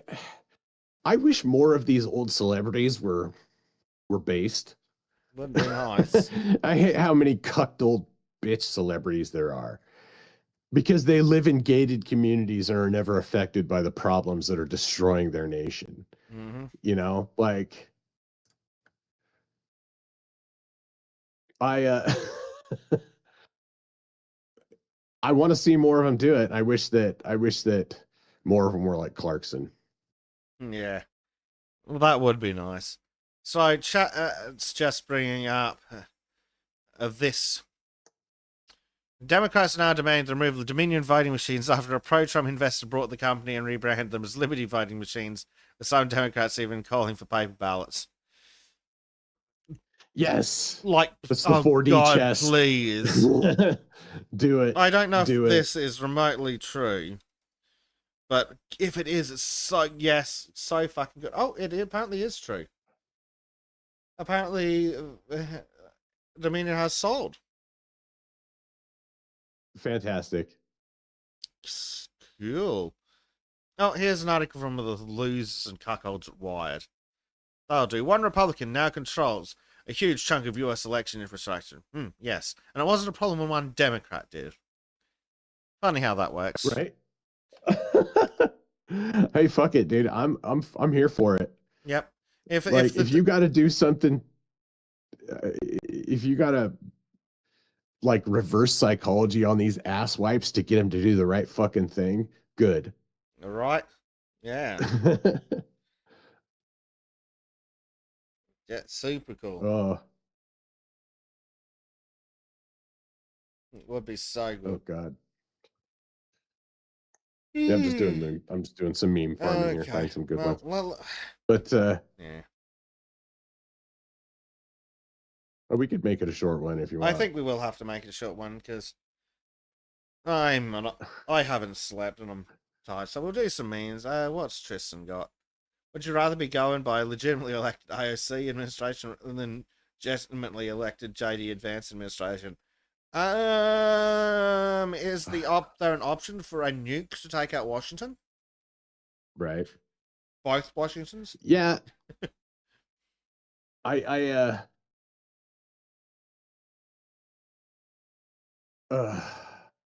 hate that. I don't think we'd ever come to a point where that would be the case, though. There's no way that the AOC administration could be legitimately elected unless our country has actually fallen. Yeah. Oh. Oh dear. And Prime's getting high off WD-40 again. Nice. All right. Just don't drive. It's a stupid would you rather, Tristan. Would you rather be kicked in the balls or fucked up the ass? There you go, Tristan. You figure that out. Oh, no. Right. Let's do some memes.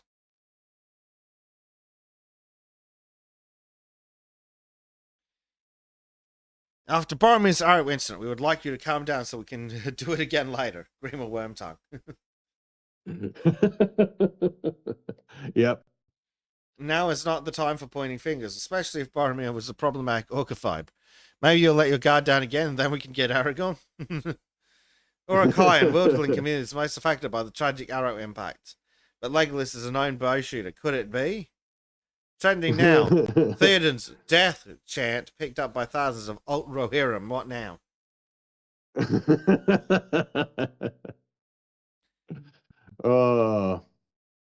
Yup. Oh dear. This is a spicy meatball.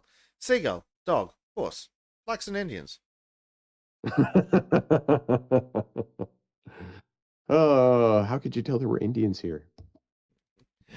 They left tracks. Because we spent fucking an hour in their country exploring and only came out with 5 minutes worth of fucking clean footage. What in the fucking cringe is this? Would you still love me if I was a P320? Didn't think so. Good lord. Catherine Glock. That's Yeah. hilarious. Yeah. Yeah. I'm assuming that's a parody because they spoke Catherine 2 different ways. Then again, it could be real. Who knows? What's weirder things have happened. God, I want to invite to this so fucking bad. Yeah. It's a bunch of bears chilling out in the wilderness. Yep. Monkey apparently wants me to show the dog tags. Are we showing the dog tags, Monkey? Oh yeah, we got dogs. We got dogs in the live shows. Yes. Let's open the dog tags. Here we go. Dog. It's so cute. I love the coloring still. God damn, that is the most adorable fucking dog ever, dude. It's like too perfect. Right? You know? Like, he's so fucking cute. He's like a stereotype or something. Like you got the platonic dog. The platonic ideal of the cute Sheba. Look at that little motherfucker. He's adorable. Yeah, Holy shit. Look at that little smiling face, little bastard. Right? I would let that guy eat all of my shoes. Yeah. He could chew up whatever the fuck he wants. Just adorable. Holy shit. Yeah. Speaking of chewing up things. Yep. There's fucking disaster on the floor all around, too. Yep. And he's not done yet. Look at him.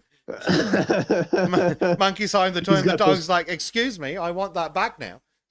I'm not done with that. Predator eyes on that shit. Up on his hind legs and everything.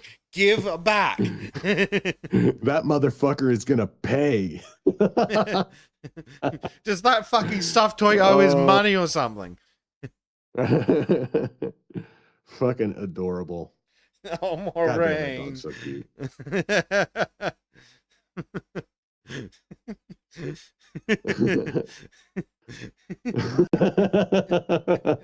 That one.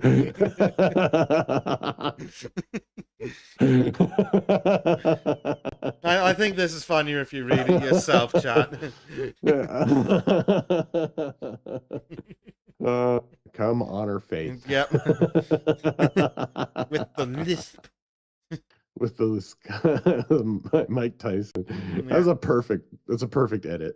It is. So simple, so effective. Oh God, what have we got here? Maturity is realizing Samsung is way better than iPhone. I've used both, and I would recommend living in a small little house in the mountains raising sheep. Based.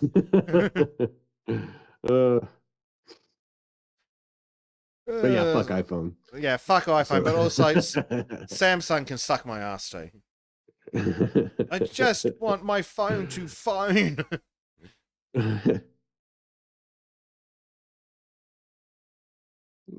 Oh. What do we got here? I was today years old when I learned that blueberries are a Nazi dog was what the fuck, so I don't ever want to hear anyone tell me, a dietitian, that food is political ever again. I've been telling y'all. This, and it must be exhausting to believe so fervently in so many things that do not exist. Right? For real, dude. Imagine thinking that a certain food is a Nazi, that a berry. Oh, it's a dog whistle. I can't eat that because Nazis like it. Yeah, they like water too, bitch. Yeah. They like water and oxygen too. Like, get over yourself, you fucking moron. Mm-hmm. Blueberries. You mean the things that come from Europe? I think they have blueberries in Germany. Can someone check from? Yeah, but I mean, it's a fucking plant. Yeah, it's so fucking stupid.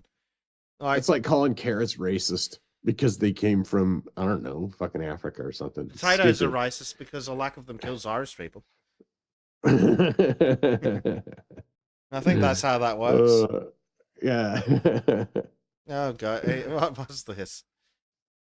Hey, I like long walks on the beach, jacked up trucks, and fried chicken. Let me know. I like big titties. That's about it. Let me know. I have big titties, but you'll have to think of something a little more interesting if you want to see them. Let me know. You know, I respect that, but I'm having a really hard time thinking of anything more interesting than big titties. Wait, have you ever heard of BattleTech?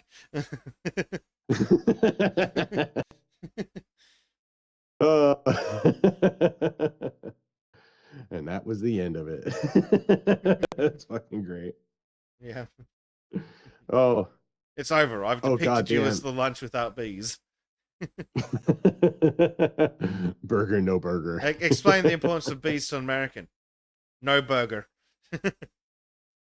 Yep. You wouldn't have the bun either. No. So the bun's made it. Wait. What pollinates wheat then? Bees. I thought it was bees. I've got my autism demands I Google. All right. What pollinates wheat? Well, no. Google says fig. I know what that is. It's a weird wasp. Wheat is a self-pollinating crop, so it's accurate. There you go. Yeah, interesting. Okay. There you blow. So we'd have the buns. So you would have the buns. But I can't believe that it's actually that accurate. There you go. That's pretty funny. Yeah, that's actually shocking. I mean, or at the level of detail. Right. My science doesn't mean I agree with you. It means your level of stupidity has rendered me speechless. Yep, I can agree with that. LGM says, not sure if cows are pollinated by bees. Yeah, but isn't grass pollinated by bees? Yeah, cows eat the shit that's pollinated by. Actually, God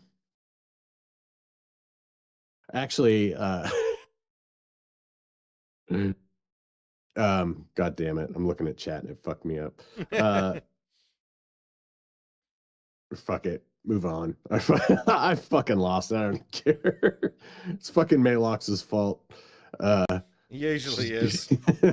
Let's go to the next meme. But sir, a district court judge just ruled that we can't do this. Oh.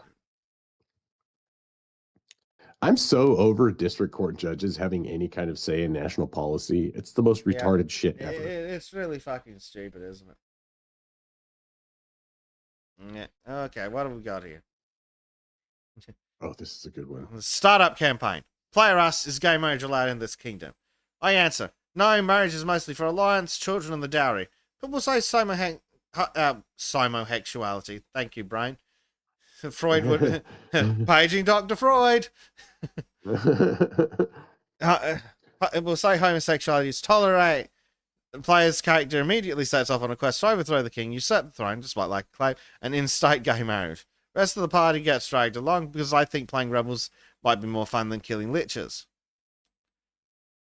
In the business, we call this foreshadowing. I'm a good sport, despite thinking this is the most retired premise for a campaign ever. Party can't drum up enough support for pro-gay marriage rebels, so they try to find support for democracy. Decide to throw them a bone and let them start a war for democracy. Spent the whole campaign fighting battles, intrigue, actually not a bad campaign. Player eventually gets named president and makes her first act to, of course it's a fucking woman. Yeah. To legalize gay marriage. As she signed the law, the clouds gather, and the entire town is massacred by an army of undead soldiers. What the fuck, DM? I told you full well that you had to kill that lich before he completes the ritual and ashes in an age of eternal darkness. Apparently you thought gay marriage is more important than not getting killed by an army of zombies and skeletons. Good end in my book. Oh, that's a good one. I like that. You just roll with the players, and it's like, I told you to not be stupid. You guys were being stupid, so now you get to suffer. Yeah. Oh, total party kill. Feels good, man. Total world kill. Yeah. Good end. Fascism only means opposing immigration, trains, and same-sex marriages. That's it. It has nothing to do with state-controlled economy or something like that. Benito Mussolini. Yeah,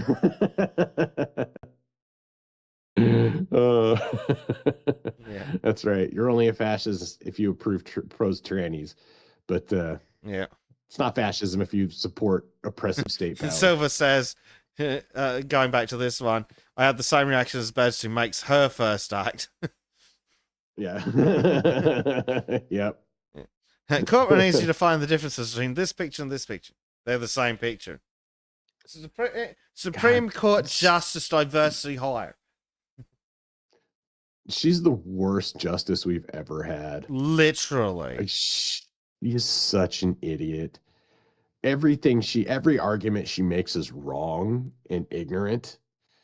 Like, she's not even so fucking stupid. She's constantly just says shit that I'm just like, are you serious? Like, this is a Supreme Court justice saying this ignorant shit. She's just so fucking retarded. Mm-hmm. Like, she's the peak example as to why DEI practices are bad. Literally. Like the prime example, because she's so fucking stupid and incompetent. She has no business being anywhere near a court, let alone the Supreme Court, but a court as a judge in general. She has incredibly bad judgment and a fucking upside down understanding of the law and the Constitution. She's the opposite understanding of how the Constitution She just works. makes shit up based on her politics. Like, she makes shit up based on what? Yeah, exactly. Like, based on what makes her feel good for the day, essentially, which is what her politics are. Just virtue signaling nonsense bullshit. She should be impeached from the bench, dude. Honestly, she's so fucking bad and stupid. The rest of the justices should go like, your example of a justice hurts the rest of us. Like, you're such a bad judge that you're making the rest of us look stupid. You need to retire. Yep. Well, they should bully her out of there. They should. She is. The average IQ of any room she walks into goes down. Yeah. She's like the dumbest person in every fucking room almost. It's so stupid that she's on the Supreme Court. It's embarrassing for our country that she's on the Supreme Court. Yeah, it truly is. So Prime says we teased the guy at practice today. We were talking about food. He was going to say hummus, but got out homos. So we asked him what it was made of. Lol. I don't want to talk about semen again, so we're just gonna leave that alone. Dave's just jealous because he wasn't pretty enough for the priest. Yeah, I wasn't handsome enough for the priest. That's what makes homos. Priests. Yeah. Yeah. The party of peace and tolerance when someone they disagree with gets brutally murdered. Yeah, fuck this piece of shit. Pretty much, dude. Mm-hmm. Absolute fucking dirtbags. Yeah. Al Pete, No, there she didn't Pete. even get into Harvard on merit, Tristan. She didn't get into merit into Harvard on merit. But yeah, I'll take our Pete over theirs 100 times out of 100. Does he sit on the cuck chair feeding the kid with his fake tits? That's embarrassing, dude. Like, just get a bottle like a normal fucking person, you fucking loser. Right. You're fucking degenerate. That's what that is. It's degeneracy. Yeah, it's just it's just a fetish. Tax this dick fed boy. Ed,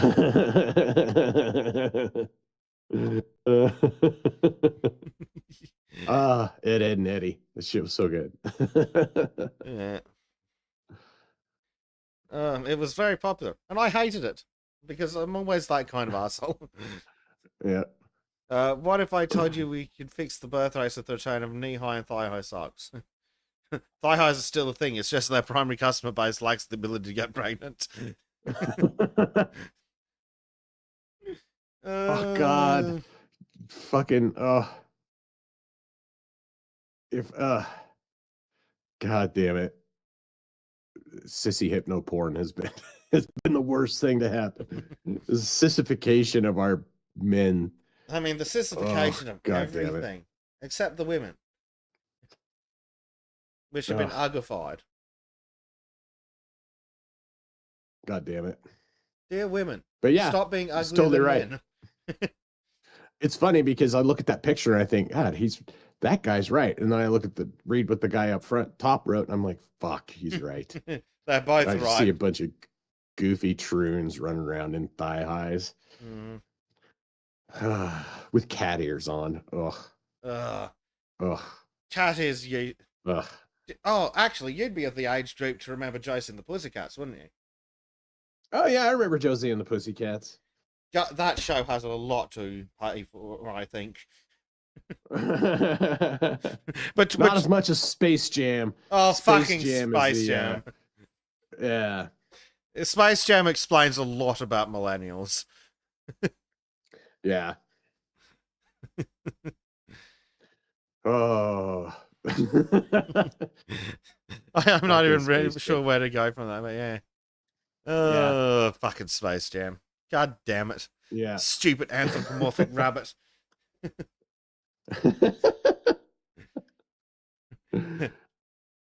Just replace the stupid sexy Flanders meme. Stupid sexy anthropomorphic rabbit. But I'm convinced that's where it went wrong for a lot of millennials. Oh yeah. I think there's been I think there was problems before that, but I could definitely see that being an issue as well.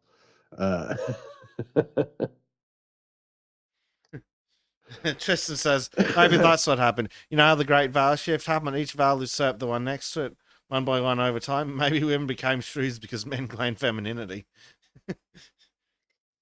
I wonder if it might not be reversed, though, because the women claimed that they had rights, and then the men turned into women. Oh yeah, Disney's Robin Hood as well. And My Little Pony. Oh, Jesus Christ. No, My Little Pony's just wrong. They're not anthropomorphic. That crosses the line. That's just degeneracy. That's just degeneracy. Fucking bronies. Yeah. Oh. I can forgive the Space Jam and Robin Hood ones, but the bronies, No, straight into the trash. But you're not a bro, Maureen. You can like ponies. Yeah, but you can can't like My Little Pony. ponies. Oh shit, Maureen's a white. Yeah, you can't like ponies. Dave. Maureen's a white woman. Well, as long as it's not a golden retriever. Oh my god. So yeah, hold on. There is a chart to help us figure this out. Wow. Can I get that? Danny's got a good one. Holy shit. Danny's got a good one on Rumble. This reminds me, I heard a Filipino woman give another woman advice. Just treat an American man not as an enemy and they'll marry you. Like, wow. He's that not wrong. Makes a lot of sense.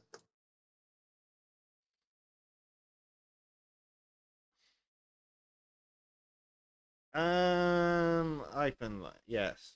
Right, here we go. Right. Here's your scale. Oh no. We've had to pull out the scale. So oh no. My Little Pony goes down in 5. Yeah.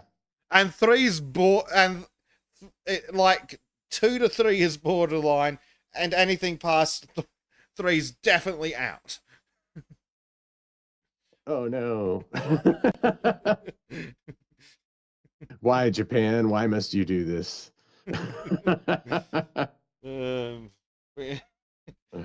Yeah, but you've got not furry, a little bit furry, getting weird, not that's out, and that's just wrong. Yeah, none of it's okay. Lola Bunny's not okay, and Rainbow Dash is going too far also. Lola Bunny's too far. I'm on the TFD train, total furry death. I do not. I'm with the Flash Gets dudes on that. The problem is, fucking Playboy started it, damn it. It's actually an American problem. Okay. Anyway, what the fuck is this? This is going to be some AI video, is it? Yes. This is a good one. Is it YouTube safe? Yeah. It's YouTube safe. Okay. But I have a dream that one day that ceiling device in my house will stop making those fucking beeping noises.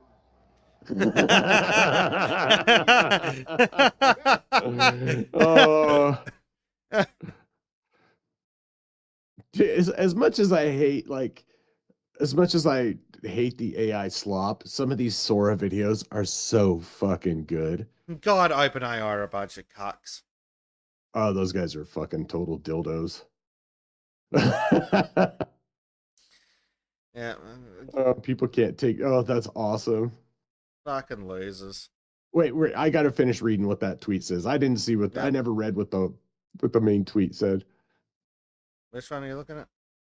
No, the OpenAI one. Oh, the OpenAI one. Yeah, go to that one. So let's see what that. The estate of Martin Luther King Jr. has requested that we do shit because they're a bunch of pussies, and we've decided to alter our model. Oh, they won't use it. You can't do Martin Luther King anymore. Yeah. Oh.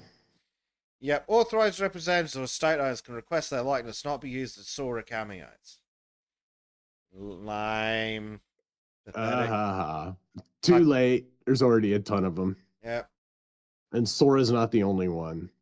Yep. Yeah. But that shit's hilarious. It is. I would expect nothing less from them, though. Because there's already been so many come out like, I have a dream that I will pay for these groceries, but today is not that day. Yeah. Oh dear. But the Olympic events, let me see if I can find some of those. I don't know if you've seen those or not. No. The fucking okay. the AI Olympic events. Like they had competitive dishwashing. Oh, I have seen those. Yeah, I think they were floating around. But there was one that was like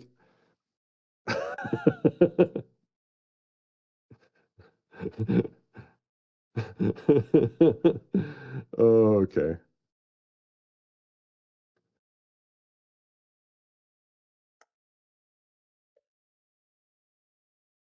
There you go. Oh, here we go. I was hoping to find the one that was competitive coin clipping. Sorry, what the fuck is is that allowed on YouTube? Oh, yeah, that might not be allowed on YouTube. That's a good one. Yeah. Oh, no, actually, I'm sure it's fine. But yeah, fuck it, we'll have a go. Racing the clock, 14:59, clears it, holds, button hit, unbelievable. The champion finishes the grab in exactly 15 minutes. A new Olympic record here in Los Angeles. Oh, dear. Oh. Well, I think that's enough of that. Hangout is going to be tomorrow night.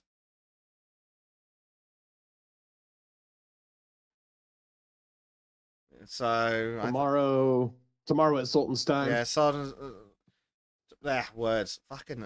I'm having a moment. That's how you know I'm tired. It's when the Freudian slips come out like trim.